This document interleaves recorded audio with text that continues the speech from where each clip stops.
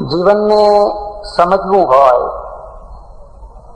તો ઋતુઓના માધ્યમથી તમે જીવનને સમજી શકો. જીવન ચોમાસા જેવું છે, જીવન શિયાળા જેવું છે અને જીવન ઉનાળા જેવું છે. ચોમાસાના 3 રૂપ હોય: અનાવૃષ્ટિ થાય, અતિવૃષ્ટિ થાય અને સમવૃષ્ટિ થાય. કેટલાક માણસોના જીવનમાં તમે જોજો, એમાં સતત કોઈને કોઈ પ્રકારની અનાવૃષ્ટિ હોય, પૈસાનો દુકાળ પડ્યો હોય, પૈસાની જરૂર છે પણ પૈસાનો દુકાળ પડ્યો છે. આ ભવનની અંદર પૈસો લખાવવો છે, પૈસો આપવો છે, ઉદારતા છે, પણ જેમ દુષ્કાળમાં પાણી ના પડ્યું હોય એમ એના જીવનમાં પૈસો વરસ્યો ન હોય. મહેનત કરે, મજૂરી કરે, થોડોક પૈસો ભેગો કરે અને એક પ્રસંગ એવો આવે કે એ તો ધોઈ જાય, આવનારા 2 વર્ષની કમાણીનું દેવું મૂકી જાય. કેટલાક માણસોના જીવનમાં સતત પૈસાનો દુષ્કાળ ચાલુ રહેતો હોય છે. માત્ર પૈસાનો દુષ્કાળ નહીં, ઘણા માણસોના જીવનમાં તમે જોશો માણસોનો દુષ્કાળ. ઘર છે, વિશાળ મોટું ઘર છે, પણ રહેનાર નથી, માણસ નથી, ભાઈ નથી, પરિવાર નથી, એકાકી માણસ છે, એકલો માણસ છે. એક તરફથી અનાવૃષ્ટિ પૈસાની અને બીજી તરફથી માણસોનો દુષ્કાળ. એક વાત યાદ રાખજો, પૈસાદાર માણસ કદી સગા વિનાનો હોતો નથી. એને સગા કરવા નથી પડતા હોતા, લોકો આપોઆપ સગા થઈને દોડતા આવતા હોય છે. પણ જેની પાસે પૈસો નથી હોતો એ સામે ચાલીને સગાને સંબંધ યાદ કરાવવા જાય તો એ લોકો ખસવા માંડે છે કે ના ના ના હશે, અમે કઈ યાદ નથી, ઓળખતા નથી. તમે જીવન જોયું છે, જેના ઘરમાં પૈસો નથી, જેના ઘરમાં માણસો નથી, એક વિધવા નાની ઓરડી, આમ હાથ કરે તો 2 દિવાલો એ હાથ અડી જાય, ઉપર આકાશ નીચે ધરતી. એક વૃદ્ધ પુરુષ, છોકરો મરી ગયો, પત્ની મરી ગઈ, વહુ મરી ગઈ, હવે એકલો ડોસો છે, કોઈ નથી. કોઈ કહેતા, મારે કાલે ઊંઝા આશ્રમમાં એક એવો માણસ આવ્યો, હું શું વાત કરું, જેના કુટુંબનો માણસ કરોડાધિપતિ છે, અબજોપતિ, કરોડાધિપતિ નહીં અબજોપતિ છે, અને વૃદ્ધાવસ્થામાં માણસ અનાજના ફાંફામાં રખડી રહ્યો છે. મને અહીં રાખશો? મેં રાખી દીધું. મેં રે, આ આશ્રમ કોના માટે છે, શા માટે છે? પૈસાદારોને કોઈ આશ્રમની જરૂર નથી, એમના માટે તો ડગલે ને પગલે વ્યવસ્થા છે. જેનું કોઈ નથી એના માટે કંઈક તો બનાવો. એને એટલો આનંદ થયો, એટલો આનંદ થયો મને કે મને આ 80મું વર્ષ ચાલે છે, હવે હું વર્ષ જીવું, 6 મહિના જીવું કે 12 મહિના જીવું, પણ હું રોડ ઉપર રોટલા માટે પગ ઘસી ઘસીને મરું અને પાટીદારનું ખોડિયું. મને પોતાની શરમ આવે. મેં કહું તું ચિંતા ન કરા, તારું જ ઘર છે. એક અનાવૃષ્ટિ છે, એ અનાવૃષ્ટિનું કોણ છે ભૈયા? બસ થઈ ગયું, થઈ ગયું, બસ બસ. અનાવૃષ્ટિનો શિકાર જેવો ખેડૂત બન્યો હોય, આકાશ સામે નજર કરીને બેઠો હોય, વાદળા જુએ પણ વરસાદ ના પડે, અને ધરતી બધી સુકાઈ ગઈ હોય ને અંદરથી વરાળ નીકળતી હોય, એવા ખેડૂતનું કાળજું તમે જોયું છે? આ ધરતી ઉપર આજે એવા કેટલાય માણસો છે જે ચોમાસાની ઋતુની માફક અનાવૃષ્ટિમાં જીવી રહ્યા છે. માણસોની અનાવૃષ્ટિ, પૈસાની અનાવૃષ્ટિ, વિદ્યાની અનાવૃષ્ટિ, ભણતર નથી, ભણવાનો ચાન્સ ના મળ્યો, કોઈ ભણાવનારો ના મળ્યો. નાની ઉંમર હતી ત્યારથી ધંધામાં જોતરી દીધા. માટીના ટોપલા લાવો, ચાકડો ફેરવો, માટી ખૂંદો, એના એ કામમાં જોતરી દીધા. જ્યારે બધા ગામના બીજા છોકરાઓ નિશાળે ભણવા જતા હતા, સ્કૂલે ભણવા જતા હતા, ત્યારે આ છોકરું રાતના 3 વાગે ઉઠીને માટી ખોદતું અને માટી ખોદવા જતું. હવે એની પાસે કોઈ ડિગ્રી નથી, કારણ કે વિદ્યાની અનાવૃષ્ટિનો એ શિકાર બન્યો છે. તમે જીવનને સમજજો. એક બીજું જીવન છે જેમાં અતિવૃષ્ટિ થઈ છે. વરસાદ તૂટી પડ્યો, 12 મેઘ તૂટી પડ્યા, પાણી જ પાણી, એલી ગેલી. કુદરતનો આ નિયમ છે. વરસાદ પડે ત્યાં ઢગલા બંધ પડે. ચેરાપુંજીમાં જાઓ તો 500 ઇંચ વરસાદ પડે અને અહીંયા કચ્છમાં જાઓ તો 10 ઇંચ વરસાદ મેળવવો મુશ્કેલ થાય. કેટલાક માણસો જોજો એમના ઘરમાં પૈસાનો વરસાદ પડે છે, એલી થાય છે. એ ઢગલો ક્યાં સંતાડવો, ક્યાં રાખવો, એની ચિંતામાં એમને ઊંઘ નથી આવતી. પેલાને ચિંતા થાય છે સાંજે છોકરાને કઈ ઘંટીનો લોટ લાવું તો મારા છોકરા ખાશે. એને 3-4 રૂપિયાની ચિંતા છે.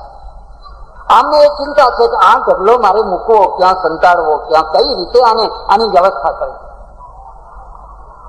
કારણ કે અતિવૃષ્ટિ થઈ ગઈ છે. એક બહુ મોટા પૈસાદાર માણસ મળ્યા. મેં કહ્યું તમે તો બહુ સુખી માણસ છો. એમણે મને કહ્યું કે ભગવાનને હું પ્રાર્થના કરું છું કે આવતા જન્મે મને આટલો બધો પૈસાદાર ના બનાવીશ. તમે કહ્યું તો હું આ જન્મે જ કરી આપું તમને. એ કામ તો તમારે જો કરવું હોય તો હું તમને આ જન્મે જ કરી આપું. કારણ કે મારા છૂટતું નથી એ તો હું સમજુ છું. એમ આ પ્રજાપતિ ભુવન થાય છે, લાખ રૂપિયા આપો ને. આ ધર્મશાળા થાય છે, લાખ રૂપિયા આપો ને. જ્યાં જાઓ તો આપતા જ રહો. અને કઈ બધી વાત સાચી છે, હું એ સમજુ છું, પણ હાથ ઉપર જમ બેઠા છે. અને મારા પિતાશ્રી જયારે મરવા પડેલા ત્યારે હું એમના ખાટલા આગળ બેઠેલો, એમનો જીવ ના જાય. એટલે મેં પૂછ્યું બાપુ તમારો જીવ કેમ નથી જતો? એક વચન આપતો જીવ જાય. મેં તો ખુશીથી 1 શું 2 વચન આપો કે જો બેટા આપણા કુળમાં કોઈને પૈસો આપવાનો રિવાજ નથી. આ રિવાજ તું તોડે નહીં તો મારો જીવ જાય. એને મારા બાપુને વચન આપ્યું કે એમાં તમે નહીં કહો તો મોરના ઈંડાને કઈ ચીતરવા પડે. આ હું વાસ્તવિક વાત કહું. કરોડો રૂપિયા છે, ઢગલો છે, અતિવૃષ્ટિ. અને અતિવૃષ્ટિના એ પ્રશ્નો હોય છે.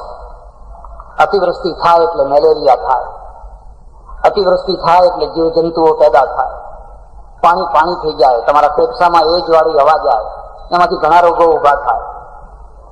પૈસાદાર માણસે આંતરિક સુખ નથી હોતું. એને તમે કુબેરનો ફોટો જોયો છે? કુબેરનો હું તમને ભલામણ કરું. આપણા ત્યાં સૌથી મોટામાં મોટો પૈસાદાર માણસ છે ને, એનું નામ કુબેર છે. અને કુબેરનું શિલ્પ બનાવનારે એવું બનાવ્યું છે કે એક પગ ઉપર એ બેઠો છે ને બીજો પગ આમ કરીને લમણે હાથ દઈને બેઠો છે. અને હું આફરીન થઈ ગયો, ઓહો, જેને આ શિલ્પ બનાવ્યું ગજબનું શિલ્પ બનાવ્યું છે. પેલા લારી ધકેલનારા સવારથી સાંજ સુધી હસતા ખેલતા, અડધી બીડી પીવે, અડધી પેલી પીવે, અડધી 2 ફૂંક મારે અને મણમણની ગાળો દે, પછી કઈ લડે નહીં. અને હસતા જ હોય. એક શેઠની ગાદી ઉપર બેઠેલો, મને બેસાડ્યો અને હું એમના નોકર બધા જોઉં, આમ ધકેલતા, લારીઓ ધકેલતા એ બધા. અને પછી શેઠના ચહેરા સામે જોઉં તો આમ ઉતરેલો ચહેરો, જાણે કોઈ મંદિરની મૂર્તિ હોય ને. તો વળી પાછા પેલા નોકરોને જોઉં તો કિલકિલાટ કરતા હોય. મેં કહ્યું હસો જરા, હસો. આ નોકરો હસે છે તો હસો. મને કે શું કરીએ, શેઠિયા મુવા છીએ એટલે શેઠથી હસાય નહીં. નોકરોથી હસાય પણ શેઠથી હસાય. અતિવૃષ્ટિના એ પ્રશ્નો હોય છે. એક વ્યક્તિ એવો હોય કે એના ઘરમાં માણસોની અતિવૃષ્ટિ થઈ ગઈ છે. માણસો જ માણસો, છોકરા, કોઈ રૂમ ખાલી નહીં, પગ મૂકવાની જગ્યા નહીં. ચારે તરફ ઢગલો. એક માણસ એવો હોય કે એના ઉપર કુદરતે એટલી અતિવૃષ્ટિ કરી હોય, મગજની અંદર વિદ્યા જ વિદ્યા, ઢગલો કરી દીધો. અને એ જે અતિવૃષ્ટિ છે વિદ્યાની, એને જે સંભાળે તો દુનિયાનો બેડો પાર કરી નાખે. તો એ વ્યાસ બને, વશિષ્ઠ બને, કણાદ બને, કપિલ બને, શંકરાચાર્ય બને, હેમચંદ્રાચાર્ય બને. કે વિદ્યા પડેલી જે વિદ્યા છે એ વિદ્યામાંથી જો ફળદ્રુપતા ઉભી કરે તો. એક ત્રીજો ભાગ છે, એનું નામ છે સમવૃષ્ટિ. પણ સમવૃષ્ટિ ભાગ્યે જ થતી હોય છે. કોઈ વર્ષ તમે એવું જોયું કે જેને 16 આની વર્ષ કહી શકાય? કાં તો 12 આની આવે, કાં તો 14 આની આવે, કાં તો 8 આની આવે. અને વર્ષ સારામાં સારું જામ્યું હોય ને છેલ્લો વરસાદ એવો જોરથી તૂટી પડે, બધું ધોઈ નાખે. સમવૃષ્ટિ ભાગ્ય જ હોય છે. કોઈના ઘર જોજો, કોઈના જીવન જોજો, એમાં બધા પ્રકારની ક્ષમતા, પૈસો સમ, વિદ્યા સમ, માણસો સમ, બધું સમપૂર્વક હોય એવું ભાગ્ય જ તમને જોવા મળશે. કાં તો એ રૂપનો અંબાર હશે તો મગજ કોરું હશે, કાં તો પછી મગજની અંદર ઘણું પડ્યું હશે તો અષ્ટાવક્ર હશે, બિચારો વાંકો ચોકો ચાલતો હશે. કાં તો પૈસાનો ઢગલો કરી દીધો હશે તો ચિંગુસ હશે, પેલો શું કે છે મક્ખી ચૂસ હશે. અને કાં તો બહુ ઉદાર હશે તો ગજવા ખાલી હશે. બસ ઉદારતા ઘણી પણ ગજવા ખાલી. શું કરવું? હમણાં કઈ દે લખો, પછી આપશો ક્યાંથી? કેવી રીતે છે? જેવું ચોમાસું એવું જીવન છે. તમે આ ત્રણમાંથી ક્યાં છો એ વિચાર કરો. તમે અતિવૃષ્ટિમાં છો તો તમારા બહુ મોટા ભાગ્ય છે. વાદળું તમારા ઉપર વરસે. આ વાદળાને ક્યાં વરસાવવું એ કોઈના હાથની તાકાત નથી. અને જે તાકાત હોત ને તો આપણે રાંઢવું બાંધી અહીં પકડી રાખ્યું હોત. ખેરાલુથી આગળ જવા જ નહીં દેવાય.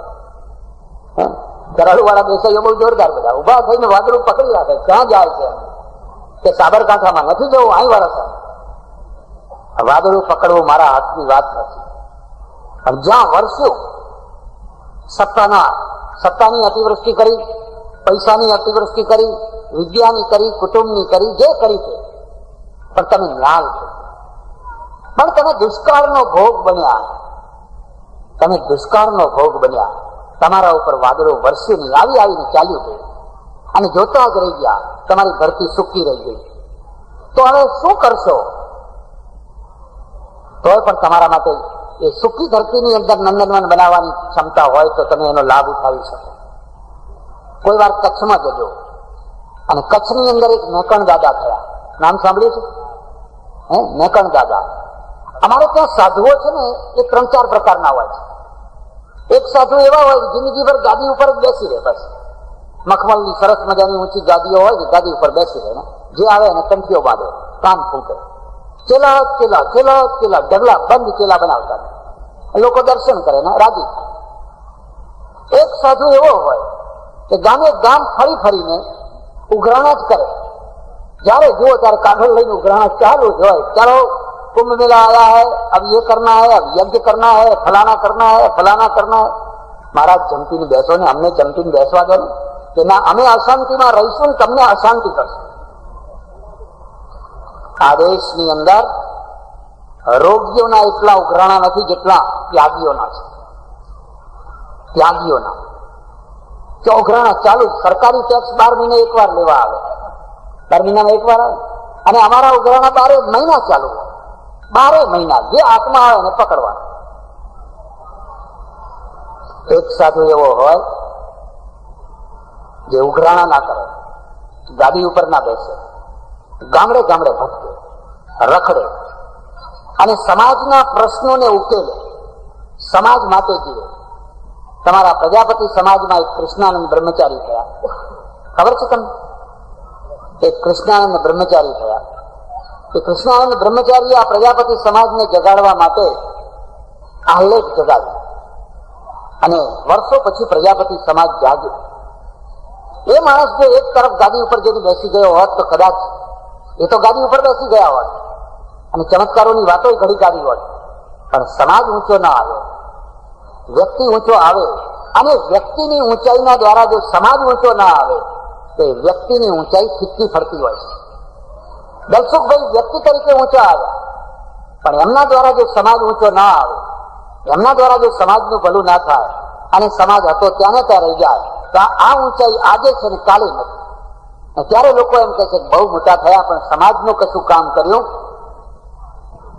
એટલે સમાજ છે એમાં તમે દુષ્કાળમાં પડ્યા હોય. જયારે આ ફાળો વાંચવાનો શરૂ થયો 1000 થી શરૂ થયો, પછી 50 નામ 1000. કોઈ પણ માણસ કલ્પના કરી શકે કે પ્રજાપતિ સમાજ સામાન્ય રીતે ચાકડો ફેરવનારો માણસ 1000 રૂપિયા આપી શકે? એની તાકાત કેટલી? માટલા ઘડે, માટલા પકવે, શેકે, આ કરે તે કરે, ગ્રાહકને આપે, ફલાણાને આપે, ફલાણાને આપે. એમાં એક પકવેલા માટલામાંથી મફત લેનારા મહારાજ એવા કેટલાય નીકળે. મહારાજ જઈને ઉભા રહે એટલે પ્રજાપતિ એનો પૈસો ના લે. મૂછો વાળા દરબાર જઈને ઉભા રહે એટલે એમની પાસે તો કશું કહેવાય જ નહીં, લઈ જાઓ બાપુ. ફરી પાછા કોઈ બીજા આવે, ત્રીજા આવે, ચોથા આવે, એમ કરતા કરતા કરતા માંડ જે એના ઘરમાં થોડું ઘણું આવ્યું હોય એ એમાંથી 1000 રૂપિયા આપે. હું સમજુ છું કે 1000 રૂપિયા નથી, એ લાખ રૂપિયા છે. કાળી મજૂરીના એ પૈસા છે, એ લાખ રૂપિયા છે. પણ તમે એનાથી નિરાશ ના થશો. પેલા મેકણ દાદાની વાત યાદ રાખજો. મેકણ દાદા કચ્છના રણમાં અડ્ડો જમાવીને બેઠેલા. એમણે ધાર્યું હોત તો મુંબઈ જેવા શહેરમાં એ બેસી શક્યા હોત. એક ગધેડું રાખે અને એક કૂતરું રાખે. આ કચ્છના રણમાં જે માણસ ભૂલો પડે, દિશા ખબર ના પડે, દિશા સૂઝે નહીં, ચારેય તરફ એક સરખું રણ દેખાય અને પછી ભૂખ્યો ને તરસ્યો ત્યાં મરી જાય, પ્રાણ છોડી દે. એટલો તાપ પડે, એટલી લૂ ચાલે. ત્યારે આ મેકણ દાદાનો જે કૂતરો છે એ પોલીસના કૂતરાની માફક રણમાં બધે ફરે. એને વાસ આવે માણસની, અને જ્યાં માણસ બેભાન જેવો પડ્યો હોય ત્યાં એ જોઈ આવે કે અહીં માણસ પડે, પછી દોડતો પાછો આવે. પેલું ગધેડું છે, એ ગધેડાના ઉપર પાણી, એના અંદર રોટલા, એ ગધેડું ના કૂતરું બે જાય અને જઈને પેલો માણસ જ્યાં પડ્યો હોય ત્યાં કૂતરો એને જગાડે, સંભોળે. અને માણસને થોડુંક ભાન આવે. પેલું ગધેડું પાણી લઈને ઊભું હોય, રોટલા લઈને ઊભું હોય, એ માણસ પાણી ને રોટલા ખાય. પછી એ ગધેડા ઉપર બેસે, એ ગધેડું લાવીને મેકણ દાદાના આશ્રમમાં એને ઉતારી દે. તમે આવા સાધુ જોયા છે? આનાથી કોઈ ઊંચા સાધુ હોય ખરા? આનાથી કોઈ મોટા સાધુ હોય? પણ તમે એને નહીં માનો. આપણે તો ઢોંગીને માનનારી પ્રજા છે, આડંબરને પૂજનારી પ્રજા છે. જો છડી ચમર કર્યા હોય અને સોના ચાંદીના જગજગાટ કરી દીધો હોય તો હજારોની થેલીઓ લોકો ખાલી કરે અને ઢગલા ઉપર ઢગલો કરે. જ્યાં જરૂર નથી ત્યાં ઢગલો કરે, પણ જ્યાં જરૂર છે ત્યાં કોઈ જોવાય ના. દુષ્કાળમાં પણ કોઈ અમૃત વેલ બનીને માણસ ઉભો હોય છે. આટલા દુષ્કાળ પડ્યા, એ દુષ્કાળમાં કોઈ કામ કરનારા માણસો હોય છે, કોઈ અનાજ આપનારા માણસો હોય છે, પાણીની વાવડી બાંધી આપનારા માણસો હોય છે. જો દુષ્કાળ ના હોત તો આ લોકો કામ ક્યાં કરો? એટલે એક માણસ છે, એક જીવન છે, એ અનાવૃષ્ટિ વાળું જીવન છે, પણ એમાં એ ધન્ય થઈ જતું હોય છે. ઋતુની દ્રષ્ટિએ જ વિચાર કરવો હોય તો એક માણસનું જીવન તમે શિયાળાની રીતે વિચાર કરો તો શિયાળામાં શું હોય? બસ કાળ પડી છે, હિમ પડ્યો છે, અને ઘરની અંદર એટલી બધી લોહીઓ છે, એટલી રજઈઓ છે, એટલો સરસ રૂમ છે, ત્યાંથી હવા નથી આવતી. ઉપરથી અંદર ગરમ કરનારો પંખો છે અને આખો રૂમ ગરમ ગરમ છે, લોહીઓ રજઈઓ ઓઢેલી છે, ઘસઘસાટ ઊંઘ આવે છે. એના ઉપર શિયાળાની કોઈ અસર નથી. આવા માણસ તમે જોયા છે? જેમના ઘરમાં એટલા બધા ગાબડા છે કે બીજા કશા કામમાં નથી આવતા, ખાલી કંસારીઓના ભોજનના કામમાં જ આવે છે. ખાલી કંસારીઓ જ એમને ખાતી હોય છે, બાકી કોઈ કામમાં એ નથી આવતા. કારણ કે ઢગલો થઈ ગયો છે. એક બીજો માણસ છે, એને સાંજ પડે છે અને એના મનમાં ચિંતા થાય છે. હમણાં 5 વાગશે, હમણાં 5:30 વાગશે, હમણાં 6 વાગશે, હું શું ઓઢીશ, ક્યાં સુઈ જઈશ, આ ફૂટપાથ ઉપર આ પત્નીને શું ઓઢાડીશ, આ છોકરાઓને શું ઓઢાડીશ. આ દેશમાં એવા માણસો છે કે જેને ઓઢવાનું નથી, જેને પાથરવાનું નથી, જે પહેર્યું હોય એ આમ ને આમ બેઠા હોય છે. ભલા થજો અને શિયાળાની કડકડતી ઠંડીમાં કોઈ વાર રેલવે સ્ટેશન ઉપર જજો અને માણસો, આ જે સંસ્કૃતિ વાળો દેશ છે, આ જે ધર્મ વાળો દેશ છે, ત્યાં કોકડું થઈને બેઠા હોય છે. પોલીસ આવીને 2 ડંડા મારે, ઇધર ક્यों બેઠા હોય? પણ ભાઈ ક્યાં જાય? આના માટે દુનિયામાં બીજી કોઈ જગ્યા નથી, તું બેસવા તો દે. એક જગ્યાએ ગાબડા અને રજઈનો ઢગલો છે અને એક જગ્યાએ ઓઢવા માટેની એક પછેડી નથી. આવા જીવન છે કે નથી? પેલી રજઈઓ વાળા વધારે જીવન છે કે આ કડકડતા જીવન વધારે છે? જે શિયાળાની ટાઢ છે એનો અર્થ માત્ર ટાઢ ના સમજતા. શિયાળાનો અર્થ થાય છે તમારા કાળજા કંપાવી નાખે એવો યમાળો. અને ક્યારે આવતો હોય છે? જ્યારે તમારી પાસે જીવનની સગવડો નથી હોતી, ત્યારે તમને ટાઢ ચડતી હોય છે ને ત્યારે કોઈ તમને પછેડી ઓઢાડનાર નથી હોતું. મારા ઓળખીતા એક શેઠ છે, અબજોપતિ છે, લક્ષાધિપતિ નહીં, કરોડાધિપતિ નહીં, અબજોપતિ છે, જૈન વાણિયા છે. અને મને એમણે બોલાવ્યો તો મેં કહ્યું, તમે જૈન હું હિન્દુ, મને શું કામ બોલાવ્યો? તમારા જૈન સાધુને બોલાવાતા ને? મને કે નહીં, વૈચારિક રીતે આપણે બે પાસે છીએ. કેવી રીતે? મને કે મારો પૈસો માનવતાના કામમાં જ વાપરું. મને મંદિરો બાંધવામાં રસ નથી, બધા ગજાગરા ચડાવવામાં રસ નથી, યજ્ઞો કરવામાં કે બહુ મોટી સપ્તાહો બેસાડવામાં મને રસ નથી. મને રસ છે માનવતામાં. ત્યાં રસ જાગ્યો ક્યાંથી? કેવી રીતે આ રસ આવ્યો? 5 વર્ષનો હતો ને બાપ મરી ગયો, માં વિધવા, ઘરમાં ગરીબાઈ, વાણિયાનો દીકરો, કઈ બીજું થાય નહીં. અને અમારું ઘર એટલું ગરીબ, એટલું ગરીબ. પણ પેલી માં છે એ સૂતી વખતે સાંજે વાતો નહીં કરવાની. હું જયારે સુવા જાઉં ત્યારે આવડો હું 7-8 વર્ષનો છોકરો, ત્યારે માં મને ખોળામાં બેસાડીને કે, જો બેટા, કોઈને ખવડાવીને ખાજે, કોઈને ઓઢાડીને ઓઢજે, અને કોઈને ઊંઘાડીને ઊંઘજે. રોજ રાત પડે ને આ 3 સૂત્રો મને સંભળાવે. કોઈને ખવડાવીને ખાજે, કોઈને ઓઢાડીને ઓઢજે, અને કોઈને ઊંઘાડીને ઊંઘજે. ત્યારે મારી માને ખબર નહીં કે હું તો આ દેશનો અબજોપતિ બનવાનો છું. આખી દુનિયામાં 32 ઓફિસો છે મારી માને ખબર નહીં. પણ મને આ ઉપદેશ આપે, અને એ ઉપદેશ મારા કાળજામાં એવો લાગી ગયો. પછી તો મેં ગામ છોડ્યું અને મુંબઈ પહોંચ્યો અને હીરાના વેપારમાં ઝંપલાયો. હું તમને કહું છું, ગામ છોડો. તમારા ગામમાં ને ગામમાં રહેશો તો ઊંચા નહીં આવી શકો. ગામ છોડો, આગળ જાઓ, અને ધંધો છોડો. આ ચાકડાથી તમારું હવે બહુ ભલું થવાનું નથી. ચકર ચકર ચાકડો જિંદગીભર ફેર્યા કરે. આવનારો સમય તો યંત્રનો સમય છે. બહુ ઝડપથી દુનિયા બદલી રહી છે.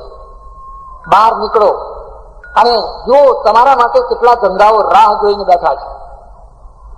અબજો રૂપિયા આવ્યા. હવે હું એક જ કામ કરું, જ્યાં જુઓ ત્યાં છાશ કેન્દ્ર, જ્યાં જુઓ ત્યાં રસોડા, અને ટ્રકો ભરી ભરીને ધાબળા ઓઢાડું. ટ્રકો ભરી ભરી કોઈ ગરીબ માણસ, કોઈ થથરતું માણસ એક ધાબળો ઉડે. મેં કહ્યું, એ તો કોઈ ધાબળા વેચનારા એમાં નીકળી પડે. એને કહું હોય, મને કોઈ વેચનારા સામે નહીં જોવાનું. 2-5% એવા માણસો બધે રહેવાના જ. મારે ત્યાં સાંજે આશ્રમમાં 2-4 માણસો આવે, શીખ્યાઓ. મને તો મહારાજ, આ બધા ગરીબ માણસોને તમે જમાડો છો ને, અમને ગમતું નથી. એ તમને શાનું ગમે છે? મેં કહું કેમ? મને તો બધા લુચ્ચા છે, એ બધા લુચ્ચા છે. મેં કહું વાત સાચી છે. એમની લુચ્ચાઈ 2 રોટલીની છે, અને તમારી ને મારી લુચ્ચાઈ લાખો રૂપિયાની છે. સારું છે તમારા ચોપડા બરાબર તપાસવામાં નથી આવતા, બાકી તમારા ચોપડામાં લાખો રૂપિયાની લુચ્ચાઈ. આ તો 2 રોટલીની લુચ્ચાઈ છે. એવા ઠંડા એમ જેવા થઈ ગયા કે ખબરદાર થઈ કોઈ આવું બોલશો. તમે આ દુઃખ જોયું નથી એટલે તમે આવું બોલો છો. આવી 2 રોટલા થઈને જતો રહેવાની. એની કેટલી લુચ્ચાઈ?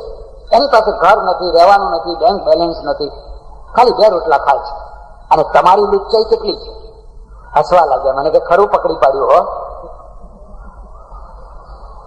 એટલે આજે અમે ઘણા ધાબળા ઉઠાડીએ છીએ. મને રસ આવે છે. અને એટલા માટે પેલી માએ મને ગીતા સંભળાવેલી, કોઈને ઓઢાડીને ઓઢજે, કોઈને ઊંઘાડીને ઊંઘજે. મારું જીવન આ માનવતા તરફ વળ્યું છે. જીવન એક શિયાળો છે, એમાં એક કડકડતી ટાળ છે. તમારા ઘરમાં રજૈયો છે, મેથીના લાડવા છે, વસાણા છે, કાળી મૂછડી, ધોળી મૂછડી, ફલાણી મૂછડી. હવે ડોક્ટરે કહ્યું છે કે તમારે ઘી નહીં ખાવાનું. ડોક્ટરે કહ્યું છે કે તમારું લીવર ખરાબ છે. ને મારો અનુભવ છે કે જેમ જેમ ઘરમાં પૈસો વધે એમ એમ ખોરાક ઘટે. પૈસો વધે ને ખોરાક વધે, કદી બને જ મને બતાવજો, એક નમૂનો બતાવજો કે આ પૈસો એ વધ્યો ને ખોરાક એ વધ્યો. એવું કદી ના બને. જે ખરેખર ખાનારો છે એને બિચારાને ખાવાનું નથી મળતું, અને જ્યાં કશું પચતું નથી ત્યાં ઘીની બરણીઓ ભરેલી પડી છે. હવે કાળી મૂછડી ને ધોળી મૂછડી ને બધું ખાય, ઉલટા માંદા પડે. એમનું કામ નહીં. વસાણા કોણ ખાઈ શકે? જ્યાં અંદર જઠરાગની તેજ હોય એના માટે વસાણા છે. હવે અહીં પહેલેથી જ ઠંડુ પડી ગયું છે, ખાખરો ખવાતો નથી, વસાણા ખાઓ. એ પહેલા સ્મશાનમાં વહેલા પહોંચશો. તમારું કામ વસાણા ખાવાનું નથી, મગનું પાણી પીવો, મગનું પાણી. ભોજ્યમ ભોગ શક્તિ કે નાલ્પસ કે તપસા ફલમ ચાણક્ય. ભોગ ભોગવવાના પદાર્થો અને ભોગ ભોગવવાની શક્તિ, આ 2 એક જગ્યાએ ભેગા નથી થતા. અને ભેગા થાય તો બહુ મોટું તપ કરેલું એમ સમજી લેવા. તમારા ઘરમાં એક સ્વેટર ની 4-4, 5-5 સ્વેટર પડ્યા છે, કોટ પડ્યા છે, રોજ નવા પહેરો. અને એક માણસ એવો છે કે એની કાયા ધ્રુજા કરે છે, એના હાડકાં ધ્રુજા કરે છે. અમારે ત્યાં એક કવિ થયા, તમે નામ સાંભળ્યું હશે, ઇલાહાબાદમાં મીરાલા, હિન્દી સાહિત્યનો બહુ મોટો કવિ. અને આવા ફંક્શનમાં ગયેલો, સમાજે બહુમાન કર્યું ને એને એટલી કિંમતી શાલ ઉડાડી, એટલી કિંમતી શાલ, એ જમાનામાં 5,000 રૂપિયાની શાલ એ ઓઢીને બહાર નીકળ્યો. અને બહાર નીકળે જોવાય કે એક વૃદ્ધ સ્ત્રી છે ને તાડમાં થફરી રહી છે, કકડી રહી છે, ટૂંટીઓ વાળીને પડી રહી છે. મારો દેશ કેવો છે, અહીંયા લૂ લાગીને માણસો મરે છે, અહીંયા તાડમાં મરે છે, અહીંયા રેલમાં મરે છે. કોઈ સિઝન એવી છે કે જેમાં માણસો મરતા ન હોય. અને પરદેશ વાળા બધા ફોટા છપાવે, રેલમાં આટલા મર્યા, તાડમાં આટલા મર્યા, લૂ લાગવાથી આટલા મર્યા, ભૂખમરાથી આટલા મર્યા. તેને તરત જ પોતાની શાલ ઉતારીને એ ડોશીને ઉડાડી દીધી. લોકો જતું જતું આને ના ઉડાડાય, એને 10-15 રૂપિયા વાળો ધાબળો અપાય, આ શાલ એને ના ઉડાડે. જેની પાસે આવું ગણિત હોય એ કવિ ના થઈ શકે, એ વેપારી થઈ શકે. આ વેપારી નથી, આ કવિ છે. જો એના અંદર આવી ઉર્મિનો ઉભરો ના હોત ને તો આખી દુનિયાના હૃદય હચમચાવે એવી કવિતાઓ ના રચી શક્યો હોત. ગણિત તો વેપારીઓ પાસે. જીવન શિયાળા જેવું છે. તમારા ઘરની અંદર ઘીની બરણીઓ ભરી છે, મેથીના લાડવા બનાવો છો, વસાણા બનાવો છો, ખૂબ ગરમ કપડાં છે, સારામાં સારો ગરમ પંખો છે, સુખી માણસ. શું એથી શું કથા કિમ શંકરાચાર્ય લખ્યું છે. શું મળ્યું તમને? તમે એમાંનું એક સ્વેટર કોઈને આપો છો? હું સુઈગામમાં રહું, એક ડોક્ટર મારી પાસે આવેલા સેવા કરવા, તો અમે કડકડતી ટાઢમાં પેલા સ્ટેન્ડ ઉપર નાવા જઈએ. બહુ ટાઢ પડે, હિમાળો પડ્યો એવો. એ બંડી ઉતારે. મેં કહ્યું બંડી બહુ જૂની લાગે છે. મને કે 20 વર્ષ થયા. ₹1 લીધી હતી નાથ દ્વારામાંથી, પેલી આવે ને રૂ ભરેલી. મેં કહું હવે બસ થઈ ગયો, હવે કોઈને આપી દો. મને કે ના, હજુ 20 વર્ષ ચલાવવું છે, હજુ એના 20 વર્ષ એનો કસ કાઢવો છે. એક આવા માણસો હોય છે, એમની ઉતરેલી સાડી કરી કામવાળીને નથી આપતા. એમના ઉતરેલા લેંઘા, ઉતરેલા પાટલું, એના વાસણ લે છે. વાસણ પેલી વાસણ લઈ નીકળી હોય એટલે એવા બધા કપડા હોય ને વેચીને પાછા કહેવાય શેઠાણ, પણ 2 જણની હોય એ વાપરે નહીં. કારણ કે શેઠાણી કોનું નામ કહેવાય? મહિનો 2 મહિના 4 મહિના પહેરી લે દંડ જ આપે. તું પહેરજે. મારા ઓળખીતા એક દરજી હતા, દરજી, અને દરજીમાંથી કરોડાધિપતિ બને કે ધંધો બદલે. ઓટલા ઉપર બેસીને સંચો ચલાવે. ગરીબાઈ એવી કે પેલો ઓટલો હોય ને, ઓટલો દુકાન તો નહીં પણ ઓટલા ઉપર બેસીને સંચો ચલાવે. આવી ગરીબ સ્થિતિ. પછી હીરાના વેપારમાં જે પડ્યો ને કરોડાધિપતિ, એના ઘરમાં અન્નપૂર્ણા લક્ષ્મી. એને કહી દીધેલું દિવસ ઉગે ને મને તમારે 100 રૂપિયા આપી દેવાના, મારે 100 રૂપિયાનું દાન કરી દેવાનું, તમે કરો કે ના કરો. અને આ શેઠ એવો, એને 100 રૂપિયા આપી દે. સસ્તાનો જમાનો. એ બાઈ સવારથી સાંજ સુધી કોઈને અનાજ આપે, કોઈને કંઈ આપે, કોઈને કંઈ આપે. પેલા શેઠે એ બાઈ માટે સારામાં સારા ચંપલ લાવ્યા હોય, પણ કોઈને ચંપલ વિનાની ઉઘાડા પગે જતી જોઈએ એટલે તરત કરી જાય. એટલે શેઠ મારી પાસે આવ્યા. મને કે બાપજી, પત્ની દાન કરે એમાંથી અડધું એના પતિને મળે કે નહીં? મેં કહું મળે ખરું ને ના એ મળે. મેં કહું કેમ, પૂછવું કેમ પડ્યું? હું તો પૈસો આપતો નથી, પણ મારી પત્ની છે ને બહુ ઉદાર છે, એ આપ્યા કરે છે, તો મને એમ કે કઈ વાંધો નહીં, એનું અડધું તો આપણને મળશે ને. મેં કહ્યું તમે જો સંમત હો અને તમારી સંમતિ હોય તો અડધું મળે, અને જો તમારાથી છાનું છપનું કરતી હોય તો પછી મળે. એક માણસ જેનો શિયાળો દુઃખદાયી, તમે એના તરફ નજર કરો. એક માણસ સંમત, એના ત્યાં ઢગલોય નથી અને દુઃખે નથી. પોતાને ઓઢવા પૂરતી પછેડી છે, ઓઢવા જેટલી રજાઈ છે, ગરમ ગરમ બાજરીનો રોટલો છે, આટલું ઘી છે, અડદની દાળ ખાય છે, મગની દાળ ખાય છે. અને તમે જોજો તો ખરા, એવો જે સમમાં રહેનારો છે ને, બાજરીના રોટલામાં જે તેજ છે એ પેલા વસાણામાં નથી, ચક્કરમાં ના પડતા. અને કોઈ દાડો કોઈ ખોટા વૈદરાજના ચક્કરમાં ના ચડી જશે. 3 ચક્કરથી બચ્યો. ખોટા વૈદરાજના ચક્કરમાં ન ચડશો, નહીં તો તાકાતની દવાઓ ખવડાવીને તમને દુબળા બનાવી નાખશે. આમ પહેલવાન જેવા બતાવશે, પણ તમારા શરીરનો સત્યાનાશ વાળી નાખશે. બીજા કોઈ જ્યોતિષીના રવાડે ના ચડશે, નહીં તો એ શનિ ને મંગળ ને રાહુ ને કેતુ ને એવા નડાવશે એ નડતરમાં તમારું એ થઈ જશે. અને ત્રીજી વાત છે, કોઈ અનુષ્ઠાન બતાવનારના ચક્કરમાં ના ચડશે. ભગવાનનું નામ લો, ભગવાનને તમે બે સીધા, વચ્ચે કોઈને રાખવાની જરૂર નથી. રામ રામ બોલો ને, પેલા વાલિયાએ રામ રામ બોલ્યા તો બેડો પાર થઈ ગયો. પણ આ 3ના ચક્કરમાં જો ચડ્યા તો યાદ રાખજો, જીવન બરબાદ કરી નાખશે. જીવન છે શિયાળા જેવું છે. તમે કઈ કક્ષામાં છો ને ક્યાં છો અને ક્યાંમાંથી શું કરી રહ્યા છો એ તમારે વિચારવાનું છે. પણ જીવન છે ને એ ઉનાળા જેવું છે. મારે જે મૂળ વાત કરવી છે એ થોડી ઉનાળાની કરવાની છે. લાય લાય લૂ ચાલતી, વૈશાખ અને જેઠનો તાપ, અને આ દેશ તો તપતો દેશ છે. લાય લાય તાપ, હવા ને લૂ હોય. આ સ્થિતિમાં કરવું શું? કોઈનું ઘર એવું હોય એમાં એસી હોય. મારા એક ઓળખીતા સજ્જન હતા, ગુજરી ગયા. એમના ત્યાં હું જયારે જઉં ત્યાં એમના રૂમમાં 2 એસી હોય. 2, એક નહીં હો, 2. એક એસી ચલાવો તો 10 પંખા જેટલું બિલ આવે. તો બે એસી ચલાવો એટલે કેટલું આવે? 20 પંખા જેટલું બિલ આવે. મેં કહ્યું આ 20 પંખા જેટલા 2 એસી ચલાવો છો તો કેટલું બધું બિલ આવતું હશે? હસ્યા. મેં કહ્યું કેમ હશે? મને કે ડાયરેક્ટ.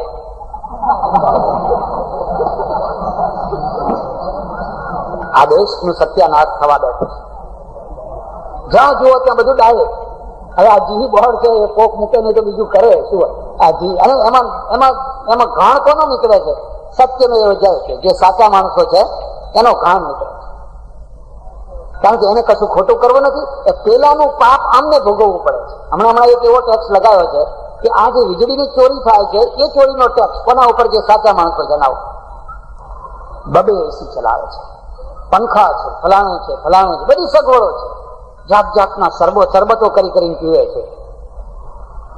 બહાર લૂ કોને કહેવાય, તડકો કોને કહેવાય એની એને ખબર નથી. એક તો આ માણસ છે. હું કોઈના સુખનો વિરોધ નથી કરતો. તમે એસી ચલાવો, હું એમાં સંમત છું, પણ બિલ ચૂકવીને ચલાવો, તમારા પૈસાથી ચલાવો. સરકાર છે ને એ ભારત માતા છે, અને ભારત માતાને ચૂસવી એટલે જળોઈ થવું. આપણે ભારત માતાની જય બોલીએ અને એની એક નસ ઉપર જળોઈ થઈને બેસી જઈએ, અને આપણે કેઠા જેવા થઈએ ને પેલી ભારત માતા છે એ દુબળી થાય. આજે ચારે તરફ જળોઈ લાગી છે કે નથી લાગી? લાગી છે કે નથી લાગી? એક ટાઈમ એવો હતો કે આ ગુજરાત સ્ટેટ છે આખા દેશની અંદર સૌથી વધારેમાં વધારે સમૃદ્ધ સ્ટેટ કહેવાતો, અને કઈ ઓવરડ્રાફ્ટ ના લેવો પડતો. આજે ગુજરાતની તિજોરી તળિયા ઝાટા, પૈસો નહીં. ગુજરાતના તિજોરીમાં પૈસો નથી પગાર ચૂકવી શકતો, નથી બિલ ચૂકવી શકાતા. જ્યાં જુઓ ત્યાં. કેમ? શું થયું? આટલી બધી આવક હોવા છતાં થયું શું? કારણ શું? ભાવનગરના દરબાર નો આખો વહીવટ જયારે પ્રભાશંકર પટ્ટણીએ સંભાળ્યો, તિજોરીમાં 18 રૂપિયા હતા. તિજોરી ખાલી એકદમ, અને આખું સ્ટેટ એવા ચક્રાવે ચડી ગયેલું, એવી ખટપટમાં ચડી ગયેલું. ભાયાતોની ખટપટો એ વચ્ચે આ નાગર બ્રાહ્મણે આખો વહીવટ સંભાળ્યો. અને જયારે એકમ થયો ને સૌથી પહેલું ભાવનગર સ્ટેટ આપ્યું, કહી દીધું ભાવનગર પહેલું આપો, આમાં મોડું કરવાની જરૂર નથી. ત્યારે નાના સરખા ભાવનગર સ્ટેટની તિજોરીમાં 18 કરોડ રૂપિયા. 18 એક પૈસો આપણે લેવાનો નથી, બધો મૂકી દો બધા. કેમ? ચાણક્ય લખ્યું છે કે રાષ્ટ્રનો વિત્ત મંત્રી કેવો હોય? સંન્યાસીના કમંડર જેવો. સંન્યાસીનું કમંડર કેવું હોય? તો બહુ જલ્દી ભરાઈ જાય, પણ નીકળે ધીમે ધીમે.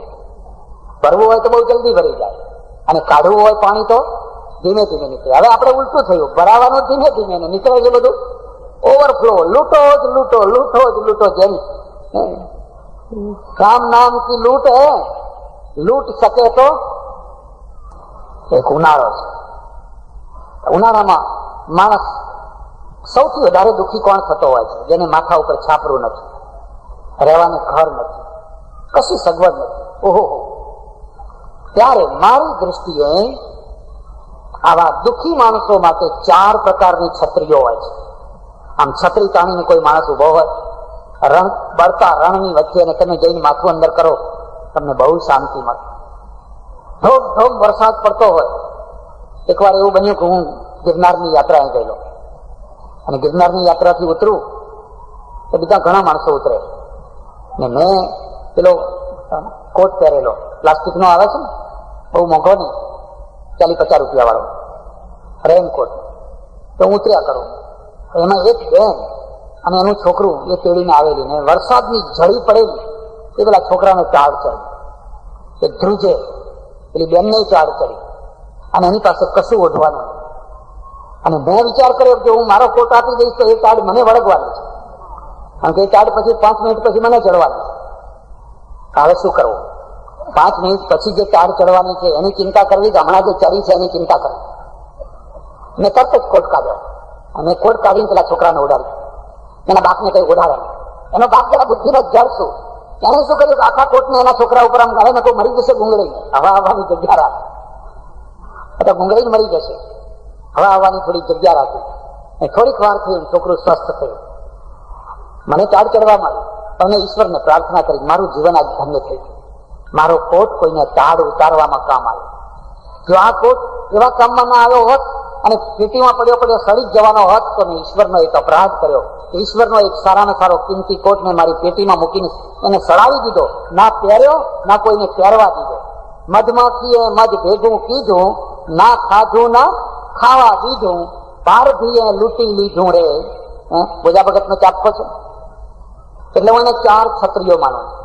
અને આ 4 ક્ષત્રિયો જો માણસને મળ્યું હોય, પ્રજાને મળ્યું હોય, એ પ્રજા કદી દુઃખી ના થઈ શકે. આ 4 નામ યાદ રાખી લો. પહેલામાં પહેલી જે છત્રી છે એ ધર્મની છત્રી છે. બીજી જે છત્રી છે એ રાષ્ટ્રની છત્રી છે. ત્રીજી જે છત્રી છે એ પરિવારની છત્રી છે. અને ચોથી જે છત્રી છે એ સમાજની છત્રી છે. તમારું રાષ્ટ્ર તમારી છત્રી છે. પહેલા દુષ્કાળ પડતા લોકો પગ ઘસી ઘસીને મરી જતા, કોઈને કશી પરવા નહીં. આજે દુષ્કાળ પડ્યો હોય તો સરકાર અનાજ આપે છે, તરત જ બધી વ્યવસ્થા થઈ જાય, ટેન્કરોથી પાણી આપે છે. આ છત્રી તણે, કારણ કે લોકશાહી આવી. અકબરના સમયમાં 18 દુષ્કાળ પડેલા, માણસો પગ ઘસી ઘસીને મરી ગયેલા.